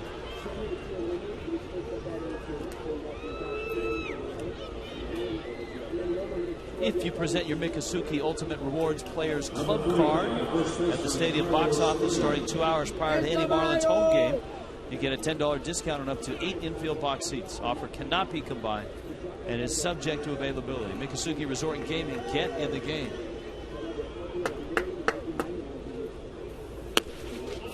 Hand misses outside to Carlos Lee. That 9-pitch inning that he had in the 5th has helped Hand's pitch count. He's at 86 right now.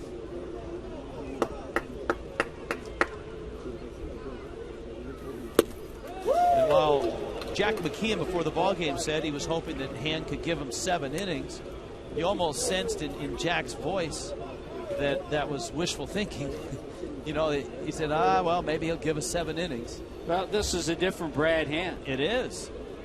He gave 100 pitches in his debut in that game against Atlanta. And remember, the only misfire there was the solo home run that Alex Gonzalez hit off of. Only hit he gave up.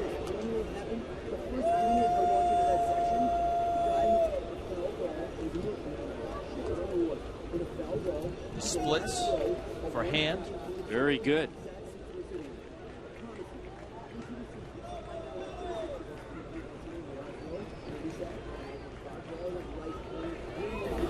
Pitcher in the dirt. Alex Gonzalez's name popped up this morning in my mailbag from our St. Louis Crackstaff affiliate, Mitch Smith. It's on a Mike Stanton home run note. 2-2 pitch. Lee fouls it off. Mike Stanton's homer in the bottom of the 10th gave the Marlins a win over the Phillies. At 21, the 3rd youngest player since 1900 to hit a walk-off homer against the Phillies. Eddie Matthews was 20 in 1952 for the Boston Braves, and Alex Gonzalez a younger than 21 Stanton when he did it in '98 for the Marlins. That's a good note. It is. Mitch is one of the best, and certainly is. We always like when Mitch, chimes in. He's actually on our crack staff board of directors. Yes. That's the Midwest division, I believe, for Mitch. 3-2 coming. Check swing. Did he go? Yes! Dale Scott rings him up. Carlos Lee in disbelief. And the inning is over. Yes, he did.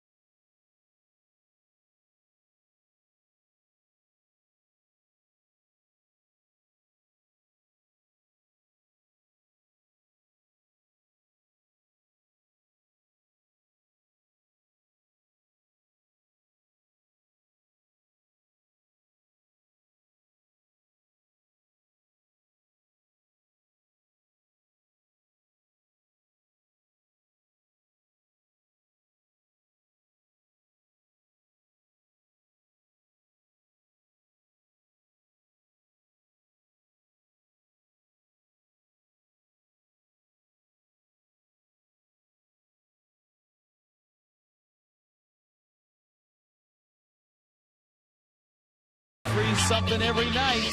This is that nice play by John Buck. Let's freeze it. There, and there. Nicely done. He had some help from the dugout as well. That's the Frost Brewed Coors Light freeze can. All hands on deck for that one. Are you amazed that Jay Happ is still in there? Well, I mean, his stuff is good. He has 7 strikeouts. But he's walked 7, one of those intentional. And here he is going to work in the bottom of the 6th inning. It is one of the most intriguing pitching lines I've ever seen. Here is Stanton, who homered against him in the 2nd. Happ walked him in the 4th. I mean, look at this line. 7 walks, 7 strikeouts. That's why he's at 107 pitches in just 5 innings in the books. Well, as he begins this inning, he's closing in on 110 pitches, and the Astros bullpen is busy. 1-1. And it's 1-2. Mike Stanton now with 18 homers, and he's driven in 49 RBIs there. And you see, it doesn't include the 16 doubles that he has. I mentioned he just passed with his 2-run homer, just passed Gabby Sanchez for the club lead in RBIs. And Nerio Del Rosario getting loose. I just wanted to say that. Here's the 2-2 pitch. That's a great battery, by the way. Nerio Del Rosario and Humberto Quintero.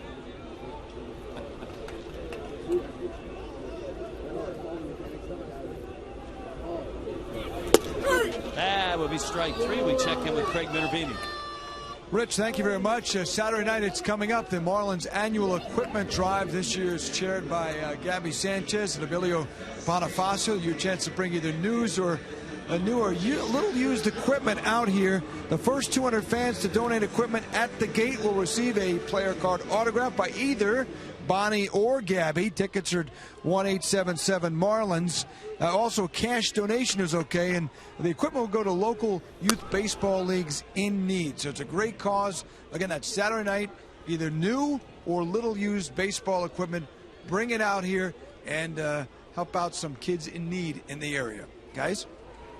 That's a great cause and a great way to meet a couple players. John Buck says, take that, Astros organization. Into center field. Actually, Buck happy to be traded to Kansas City, where he got a chance to play right away. Yeah, got his opportunity. So Buck is singled, and that means with Brad Hand up there and 1 out, he's probably going to try to sacrifice. A little tougher when you have a slower runner at first base. Drops it down. Cap lobs it over to first. Nice job. The 21-year-old is growing up quickly tonight, isn't he? And he's calm and cool. It's one thing. I talked with Randy St. Clair, Marlins pitching coach, before the game. And we talked about some of the things that Brad Hand had to do tonight. He said through it all, though, the one thing is that he's had a real good head on his shoulders. He's handled everything exceptionally well. And you always like to hear that about a young player, young pitcher. And Randy St. Clair said that has not been a problem with Brad Hand. Brad Mills comes out and he takes the ball from Jay Happ. I think he wants to flip Bonifacio around. Here's a Marooney called to the pen. When you need a car, truck or van, who you gonna call? Marooney!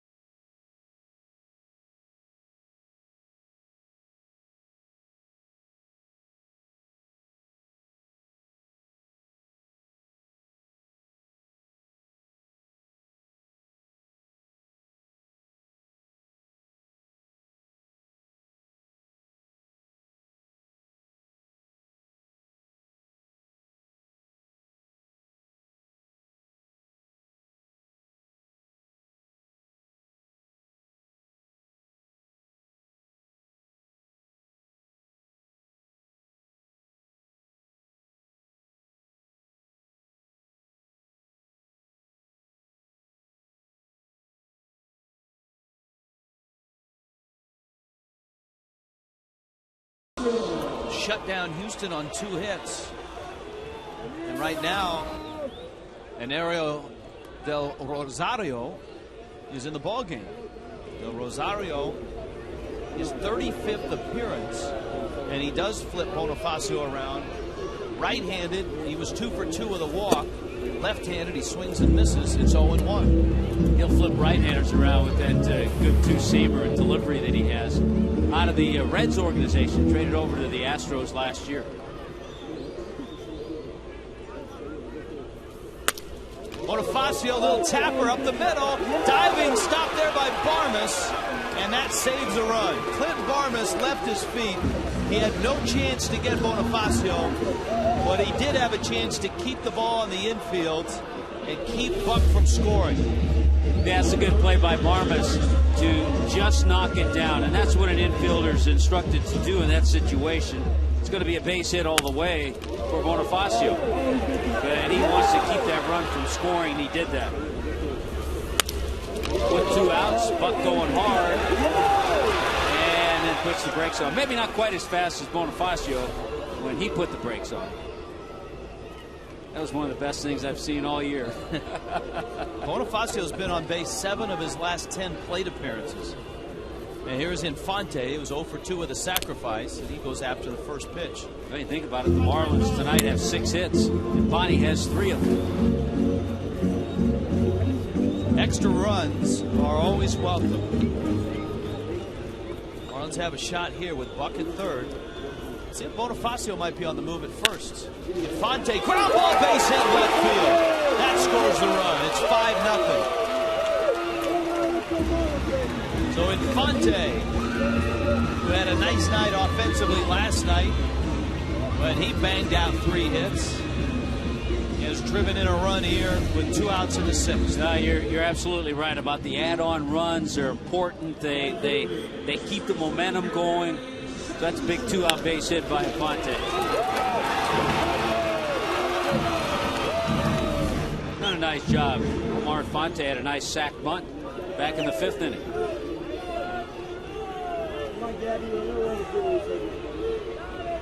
So now Gabby Sanchez, who has walked twice and has struck out. Pulls it. Stopped there by Sanchez, who just gets to the bag in front of Bonifacio. But an add-on run and a 5-0 lead.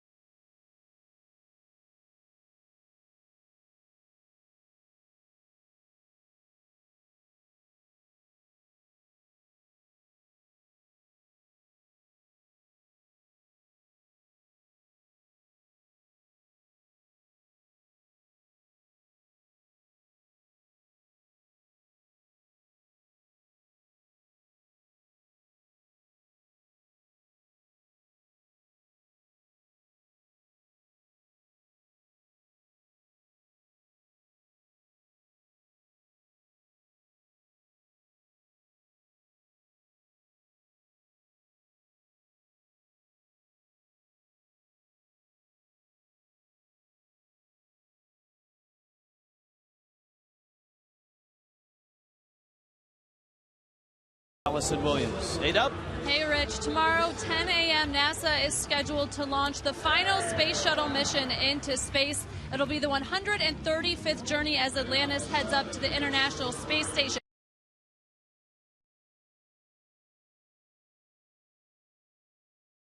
At the NASA. The other shuttles are going to Washington, D.C., California, and New York. So Houston has gotten a shuttle snub, and they are not happy about it. The space program is so much a part of their society and the psyche. And Houston, I mean, just look at the names here. The Astros, and of course in the NBA, they have the Rockets. It's the home of Mission Control and the NASA astronauts. The Houston Chronicle called it one giant snub for Houston, and one Texas congressman likened it to Detroit being without a Model T or Florence without a Da Vinci. He said it's a true tragedy to think that an orbiter will not be in Houston. So they're very upset about it. Their consolation prize, guys, 2 seats from a shuttle's flight deck for the Houston Space Center. Kind of tragic, isn't it? Yeah, it is. That ball's in center field. Mike Cameron is back. And while I'm here this week, my family is up exploring Florida, and my daughters and my wife were at the Space Center the other day. And you got a great picture. I got a great picture of my daughter. They have an exhibit where you can actually climb into a space suit and look through the glass. And I got that picture in my email yesterday. But they had a chance to drive by and see the shuttle as it was had been brought to the liftoff pad and all that. And said it was just a fascinating tour. And My wife also told me that there's a lot of sentiment, and for people that have worked there for 30 years. It's a long time. I'm sure there's many of those folks are baseball fans and watch Marlins games, and with the space shuttle program being discontinued, aren't quite sure what the future will bring. Brad Hand just keeps getting outs right now. Well, he's using the guys behind him, and that was one of the phrases Jack used before the game. Those strikes, use those guys out there. Steve Cishek getting loose just in case. 97 pitches for Brad Hand to this point, and he's an out away from going 7 innings.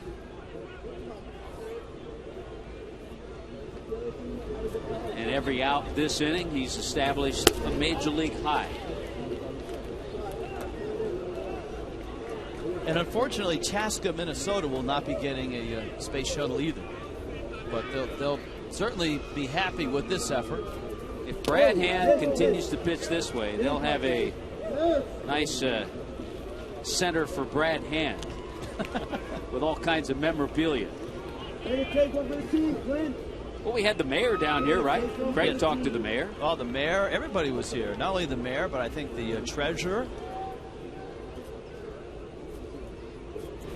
I believe Brad's mom works in the city offices, some capacity. So we hope you're enjoying this one up in Chaska.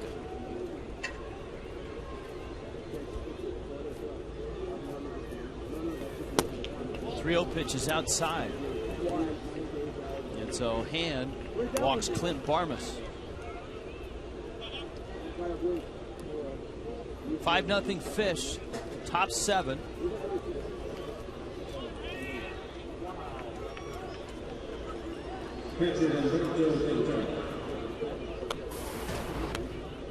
And here's Humberto Quintero.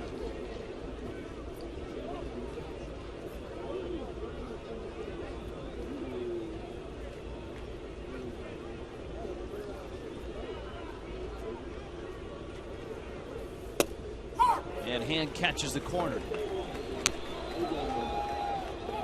Astros bullpen. Anuri Rodriguez is up. Longtime baseball man down there, Jamie Quirk in the bullpen.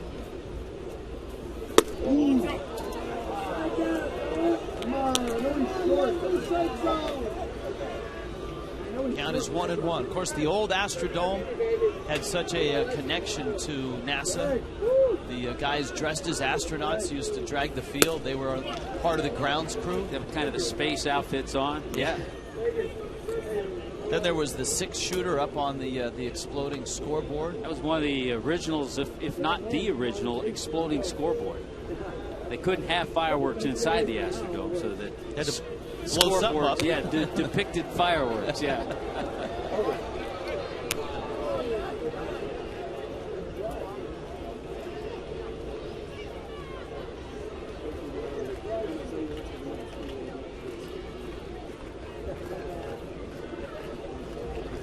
Two.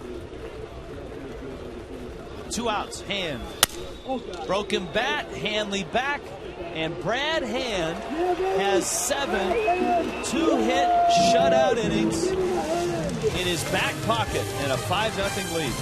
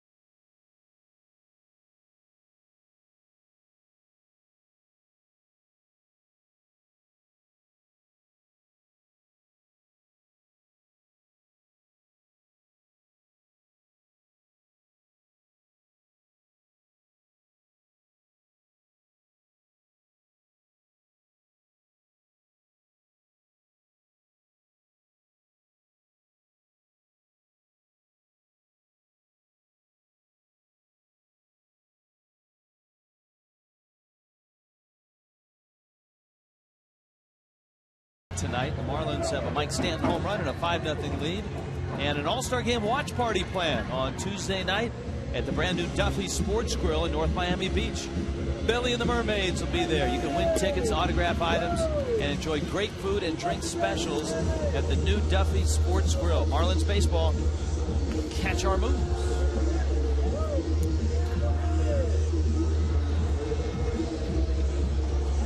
Hanley Ramirez coming up. Marlins here in the bottom of the 7th on a night where rain was forecast, and it's threatening a bit. We've seen sprinkles. Hanley's 0 for 2. He was intentionally walked in front of Logan Morrison, and that was a big moment in the ball game. Morrison punched a 2-run double down the left field line. That's how the Marlins got runs number 3 and 4. And Del Rosario sweeping breaking ball that Hanley misses, and it's 0-1.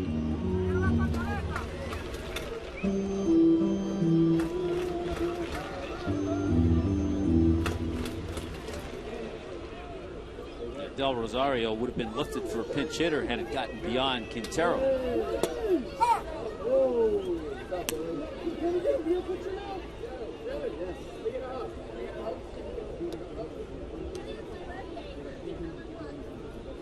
Jay Happ finished the ball game with one of the strangest pitching lines you'll ever see.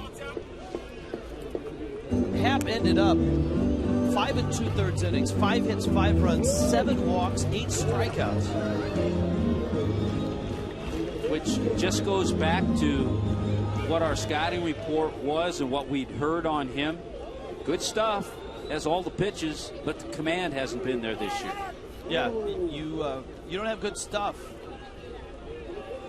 if you don't strike out 8. If you strike out 8, the stuff is there. Yeah, and when you don't have command, you walk 7. One of those intentional.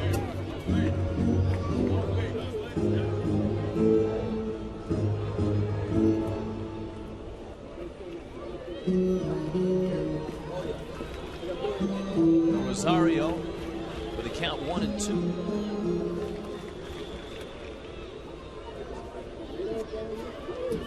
And Hanley steps back in. Marlins and Astros tomorrow night. Right-hander Jordan Lyles for Houston. Javier Vasquez going for the fish. There's a chopper towards third. Sanchez fires it across the diamond in time.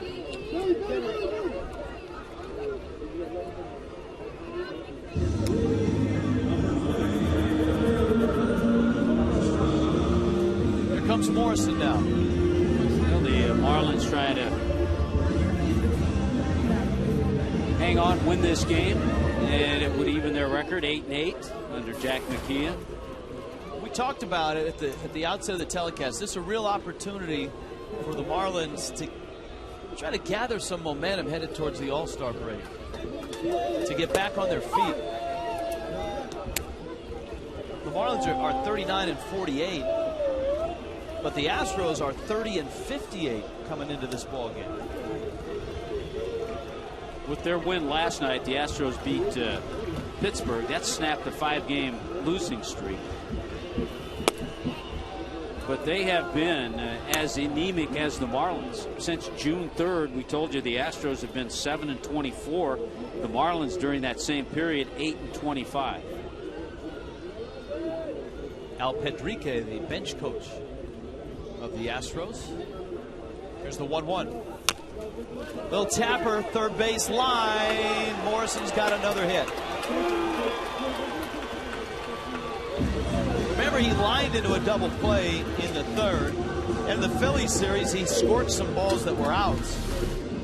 You know, when you hit one of these and you're going up the line, you're thinking about all the line drives you hit that were outs. So a base hit, the big one, the double by Lomo in the 5th inning that produced 2 runs. No chance at all for Sanchez, and a 2-hit night for Logan Morrison. Mike Cameron tonight is 0 for 2. He has struck out twice. Wayne Wise comes into a pinch run.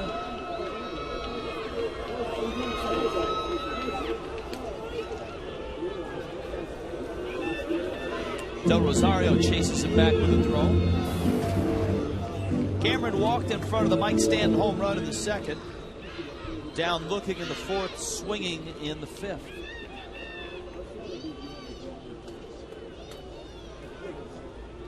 That Cubs-Nationals game was scoreless early, but all heck has broken loose in that game. First, the Nationals went up 8-0, and now the Cubs have scored 6 times in the 6th inning. So what was a rather quiet night in Washington is now 8-6. Nationals in the bottom of the 6th. St. Louis and Arizona delayed.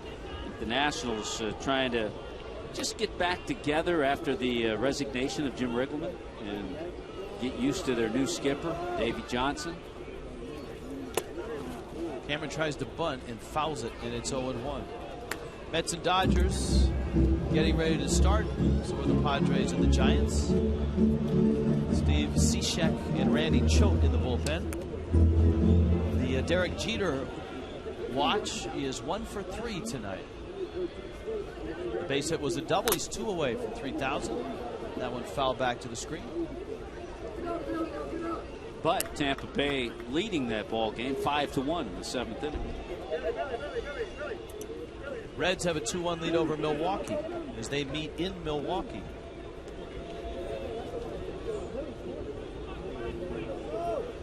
Red Sox trying to regain first place in that American League East. Red Sox leading, so should they win, the Yankees lose, Boston would go back in first place. You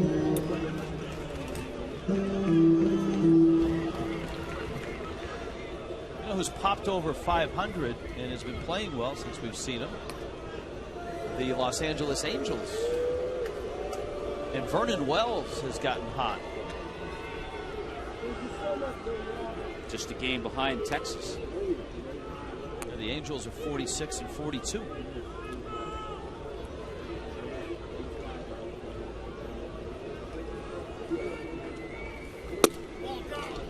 Cameron takes down low.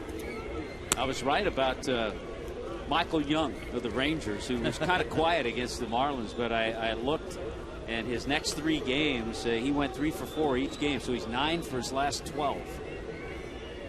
And also headed to the All-Star game. Cameron's taken a couple down low and runs the count to 3-2.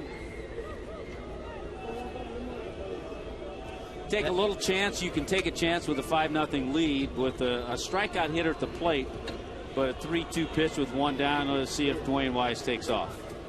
He is running. Cameron goes after it. The throw towards the runner. The runner at second is safe. Cameron is out. It almost, I'm not sure what the second base umpire, Jerry Meals, was doing. He turned around to look at the home plate umpire, probably to see if it was ball 4 or not, but it looked like he had yet to rule on Wise at second. He didn't make a call. He's looking to see if there was a tag. Now he looks to see if it was ball 4 or a swing or a strikeout. And then he doesn't make the call until after he sees that. He makes the right call there. Yeah, there was no tag. It's just usually you see him make the call. Then look. And then look. Yeah.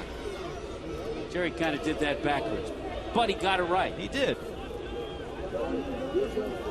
And that's all that matters. Mike Stanton takes inside. Toyota trend 25-12 in games where Mike Stanton hits a home run in his career.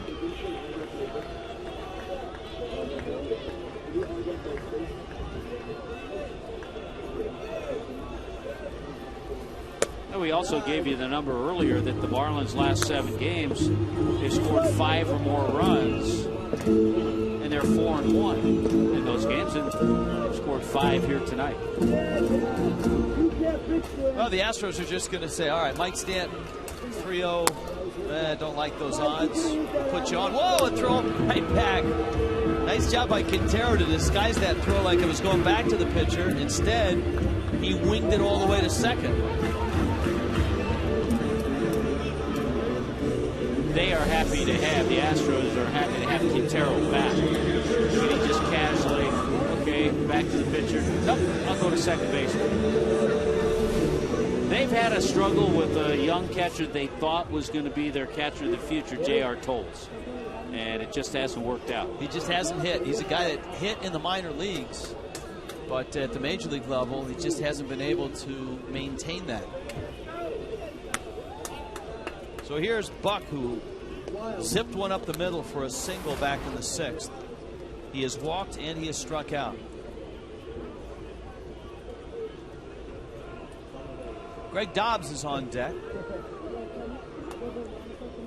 Let's see what Buck gets. 1-0.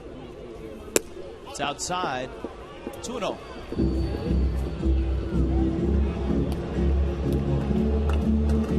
It's a 4-game series. The Marlins will miss Bud Norris, one of the better starters for the Astros. They will get Wandy Rodriguez and Brett Myers. Javi Vasquez, Ricky Nolasco, Chris Polstad for the Fish.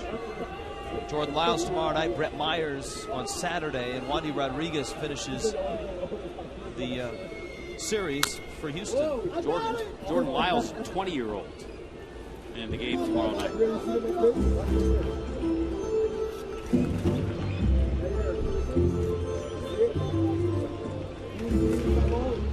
There's Dobbs.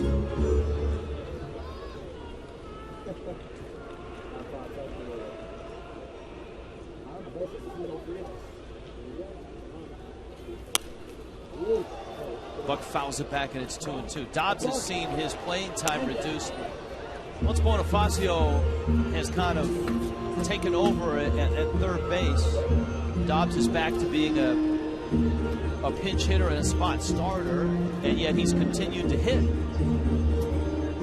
in those roles. Bonifacio is 3 for 3 tonight. He's been on base all 4 times. Buck fouls it back to the screen.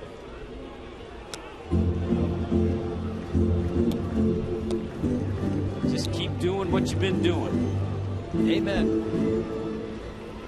It's nice to see a player that has ability and to see him improve on that ability. Buck rolls it out towards second. Keppinger makes the play. And Nerio Del Rosario finishes the 7th.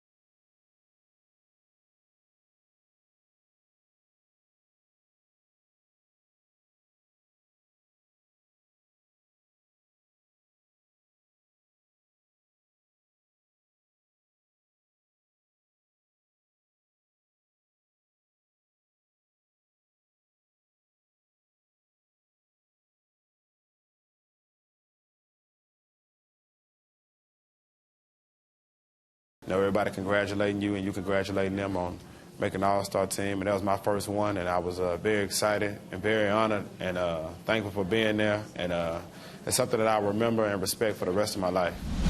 What's your favorite all-star moment? Cast your vote to decide at MLB.com/moments and watch the MLB All-Star Game Tuesday, July 12th on Fox.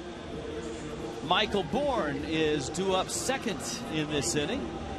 as the Houston Astros have been stymied by Brad Hand.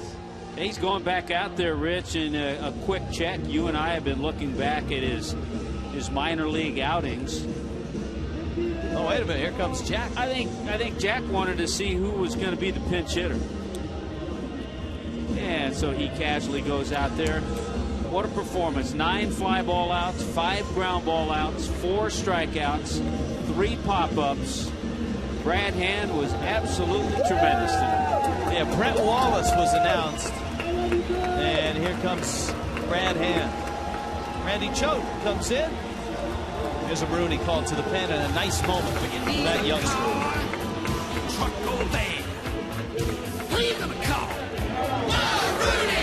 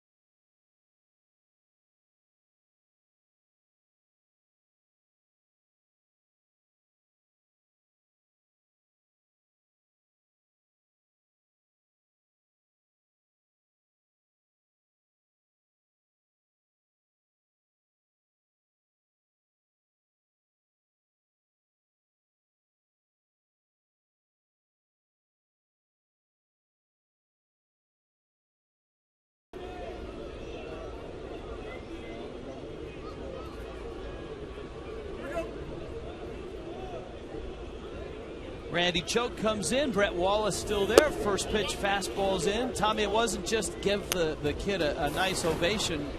The reason Jack McKeon sent him out there to start this inning. Yeah, there was a lot that went into that move. Jack sent Brad Hand out knowing that he wasn't going to start the inning. He wanted to have Brad Mills tip his hand and say, okay, who are you going to pinch hit? Once he set up the lefty, Brett Wallace, then Jack made his move to bring in Choate, and it also allowed him to have Brad Hand come off to a nice round of applause. So Wallace stands in there, and he takes a strike. To show you how Choate is, there's Wise, who stayed in the game after pinch running. Wayne Wise in left field. To show you how Randy Choate thinks and knows his role. I was talking to him before the game. You know how it's just been so amazing in the lefties that he's gotten out with Philadelphia. And I said, well, you might get a little bit of a break with the Astros. They don't have a lot. And before I got it out, he said Brett Wallace. He knew if he came into a game, he'd have to face Wallace. Here's Wallace, who's a guy that's always put up big hitting numbers. And he swings and misses and strikes out. So a man who knows his role. Jack McKeon going through the lineup card. Here comes Bourne now. Well, the team that's been able to separate themselves from the basement of the Central, from the Cubs and the Astros, are the Pittsburgh Pirates. 45-42 at start of play today. And that's with the loss they suffered to Houston last night. Pittsburgh not playing tonight. Little tapper, you got to hurry, and Bonifacio makes a nice play. Racing from the line, he threw across his body, and he gets Michael Bourne. That's that play you hear us talk about a lot. If it gets by the third baseman, it's a base hit. Only one who has a chance is Bonifacio. He cuts in front and then got rid of it and got Bourne by a lot.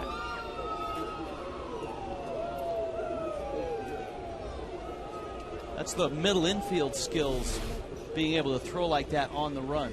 You know, it's not a surprise, Rich, with Pittsburgh. You look at their numbers, they're down in the pack in hitting, down in defense. They're 5th in the league in ERA in pitching. And that's what the game's about. So only the Padres, the Giants, the Phillies, and the Braves ahead of the Pirates in ERA. Here is Sanchez. And I think, one of the things about the Pirates and their ballpark, that's a very similar park to two of the teams that you just named, San Francisco and San Diego. To me, that's a great pitcher's park in Pittsburgh. You know what? And it's really interesting when you look at those ERA numbers. Right behind Pittsburgh, Washington, and the Mets. And again, pretty good parks to pitch in. Mark Mellinson in the bullpen. Speaking of the Mets ballpark, if you want to project ahead to the first 5 games after the All-Star break, the next start for Brad Hand likely will come at Citi Field in that one game. You can't call it a series, but that one game stop in New York on their way home from Chicago.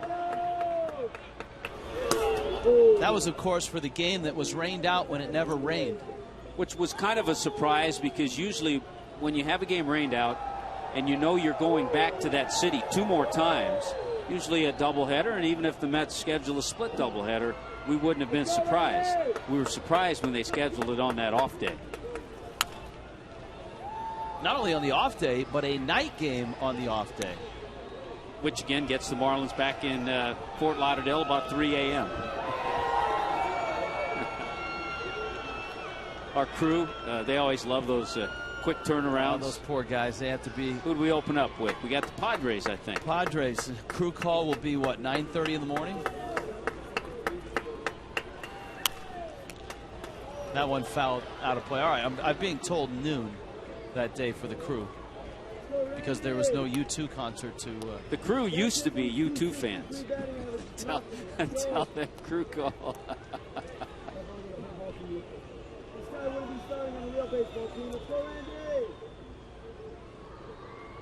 Randy Choate.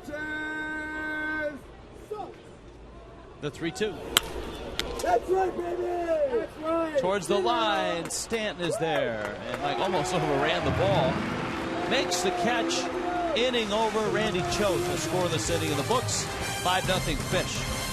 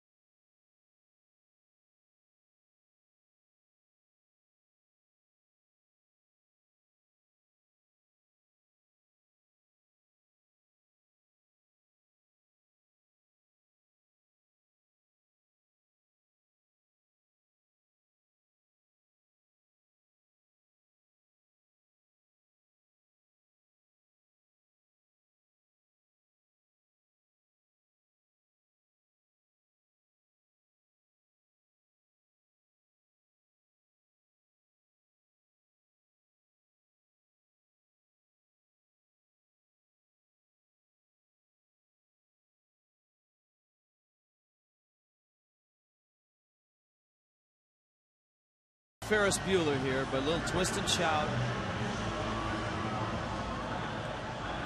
She's texting while she's twisting and shouting. Yeah, I mean, you can don't text and drive, but you can text and twist. Tickets of America.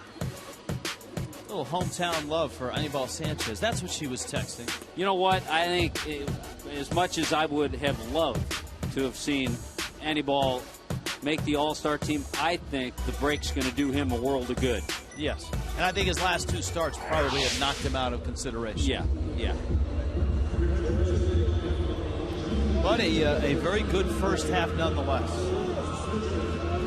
No, it's really amazing when you look at the Marlins staff.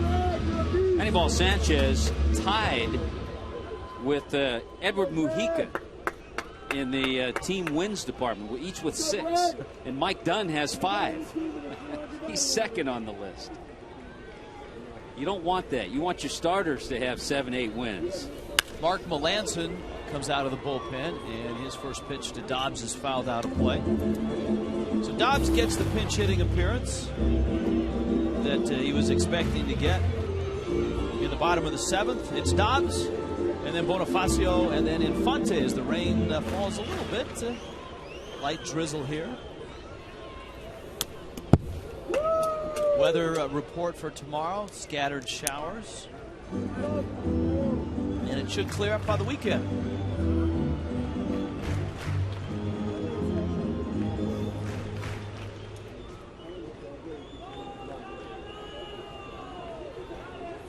One. Greg Dobbs pulls it foul. If you're just happening by, the Marlins lead the Astros 5-0. Another Mike Stanton home run tonight. 2-run homer. This one a blue cedar, but way out in left center. Logan Morrison a 2-run double in the 5th. Omar Infante an RBI single. And Brad Hand, 7 innings in the book. He didn't give up a hit until the 5th. He ends up giving up just 2 singles to this Astros team. A relaxed pilot, Mike Stanton. I don't know if I was a huge fan of all the pie efforts last night. Just be careful. You know, the funny thing was, and swing and a miss by Dobbs, that question was asked of Jack McKeon in the dugout before the ball game, and Jack said, well, yeah. It's a tough answer. I know where he was coming. And Jack said, yeah, and he made reference to the horrific injury to Kendry Morales, which has cost him essentially 2 seasons. And the injury last year to Chris Coughlin, the meniscus injury. And Jack said, yeah, you know, you hate to take the fun out of it for the players. And then he stopped and he paused. And you were expecting Jack to say, so we've eliminated the pieing from the rest of the year. But he paused, and then he looked at the reporters. He said, I'd actually like to see a lot more of it. Because he said, I'd like to see a lot more walk-off wins. Marlins really haven't been in that position. And that's, you know what, that shows a little transition from old school to new school. He tries to get these guys relaxed, have some fun, and give him their best effort when they go out there. But be careful with the pies. Yeah, see, here's my take on it. I think who's ever on the postgame show should sit in a nice tall chair and then strap them in there. And if you're going to pie them, just come on up, pie them. Nobody ducks. Nobody tries to get out of the way. Just a ceremonial pie. There you go. Now do the interview. Take the pie, do the interview, and nobody will get hurt. So I think if it actually was pie, guys wouldn't duck. The reason guys don't want to get it, it's shaving cream, and it stings your eyes and your nose. I mean, I'm thinking, and with Mike's eye problem, little issue there, I'm thinking if it's key lime pie, I'm just standing there. Amen. Give it to me. That's my point. Give it to me. Just open your mouth, and it's like, all right, that's pretty good.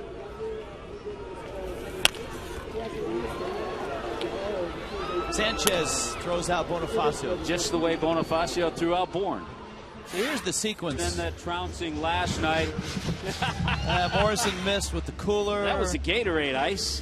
Hanley missed with the pie. See, that was the dangerous one there. And Bonifacio, nice move by Stanton. He still has the good football reflexes.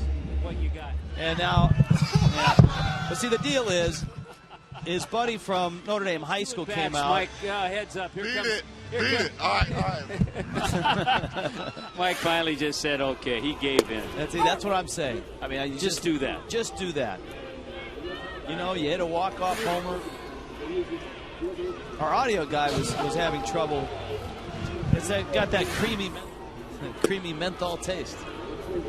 I say they ought to just give the pie to Bobby Dorfman, our audio, down on the field. And let Bobby eat it or throw it in his face? Not sure. 0-2 pitch is down low. And it's 1-2. Part of our great crew here at home.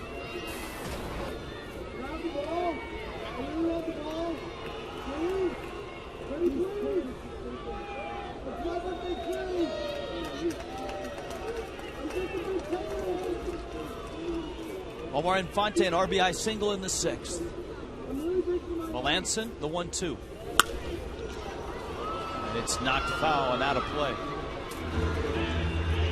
Tomorrow's chance of rain, 50%.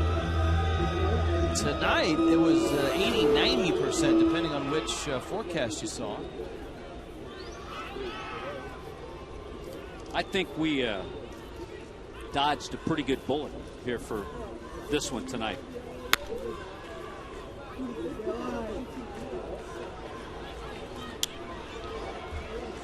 Steve Cishek getting ready to pitch the 9th inning.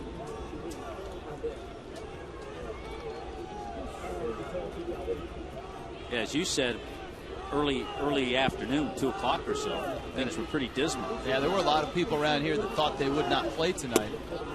It was raining that hard, and the forecast, you looked on the radar, and it was just all green clouds coming and going.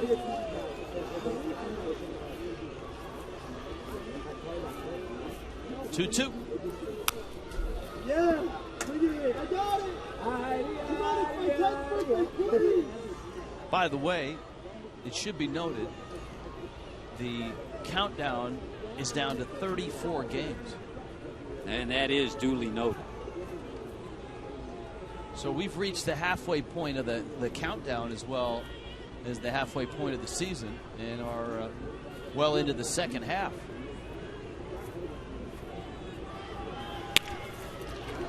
Bouncer out towards Barmas, and he makes the play. Melanson works a scoreless 8. There it is. 5-0 Fish.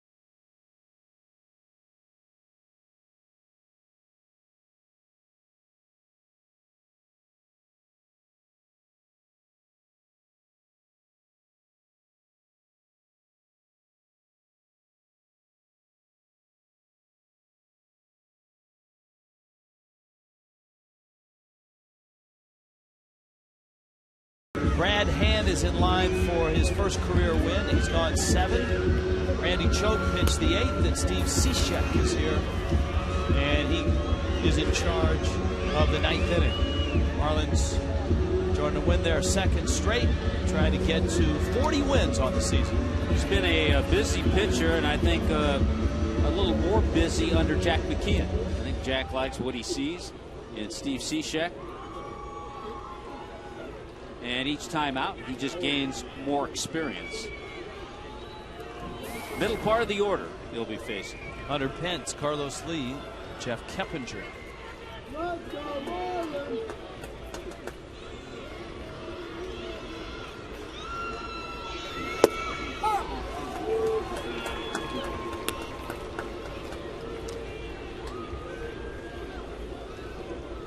Talking to Hunter Pence before the ball game, congratulated him on making the All-Star team. And I said, it's been a tough year for you guys. And he looked at me and he smiled and he goes, tough year? He said, I'm getting paid to play baseball, man. Are you kidding me? He said, yeah, it's disappointing we haven't won more games, but it's still fun. Real fun. Get so go out and play a game every night. And that's how a guy on a team that's 28 under. That's how you survive. Is an all-star. Yeah. That's how he is hitting well over 300, 2nd in the league in hitting behind Jose Reyes. He's driven in 59 runs.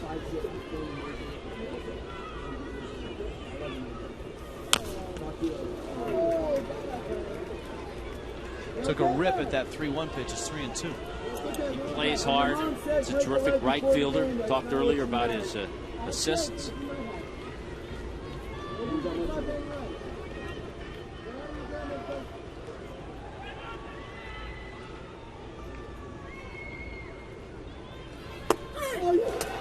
At the knees and on the corner. This is one guy, Steve Cishek, that you can tell Jack McKeon has taken a liking to. Yeah, we talked about it. He likes him out there. And again, look at how that ball comes back. It's a perfect pitch. Is that here's a young guy, and the Marlins winning tonight will go to 40 and 48, but he's gaining valuable experience. And he's been used in some key situations, too.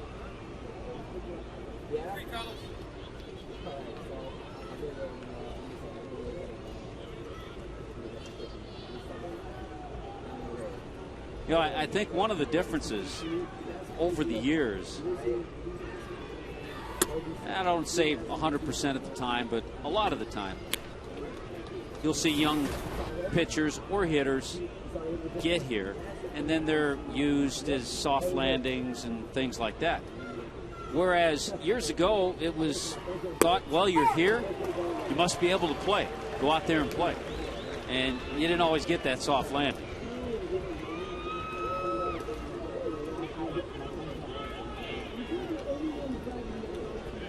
One-two coming to Carlos Lee. I got it. That was the same pitch that he got Pence on. 1-2 in the 9th. Marlins trying to open this 4-game series with a win against Houston. Breaking ball, ground ball is foul. Oh, look at the diving try. See, even the ball boy, all out effort. Brad Hand can get his first major league win. Oh, I didn't see the tumble. I just saw the. Yeah, but it was still a good effort. Bonifacio stayed on his feet. Yeah. Now, I don't ever recall Justin the intern falling that way. No, because Justin the intern made all the plays. Yeah.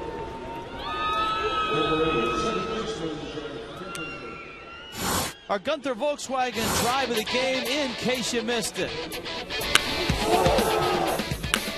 People demand to see it again.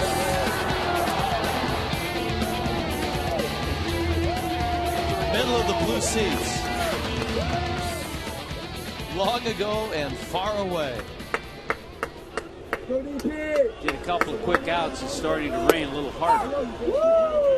Yeah, the last thing you want is a rain delay with 2 outs in the top of the 9th in a 5-0 game.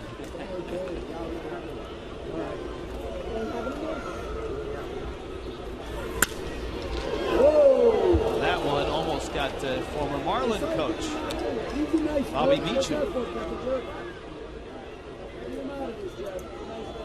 0-2. Yeah, there's Bobby. Nice Major League career as an infielder. Now coaching for Brad Mills.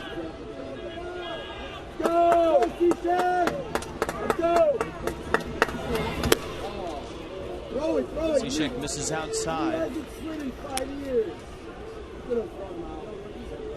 Jeff Keppinger at the plate. Marlins Live around the bend. All the highlights, stories of the day. Get you ready to go for tomorrow. Cishek bends one up there.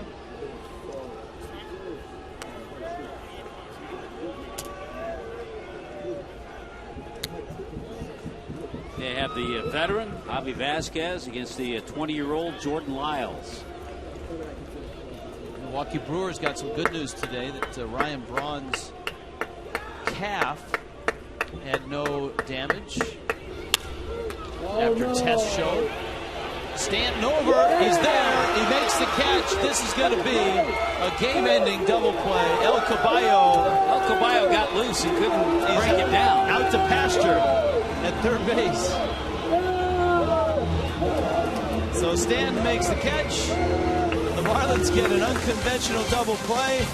And how about a 5-0 shutout and a win for Brad Ham?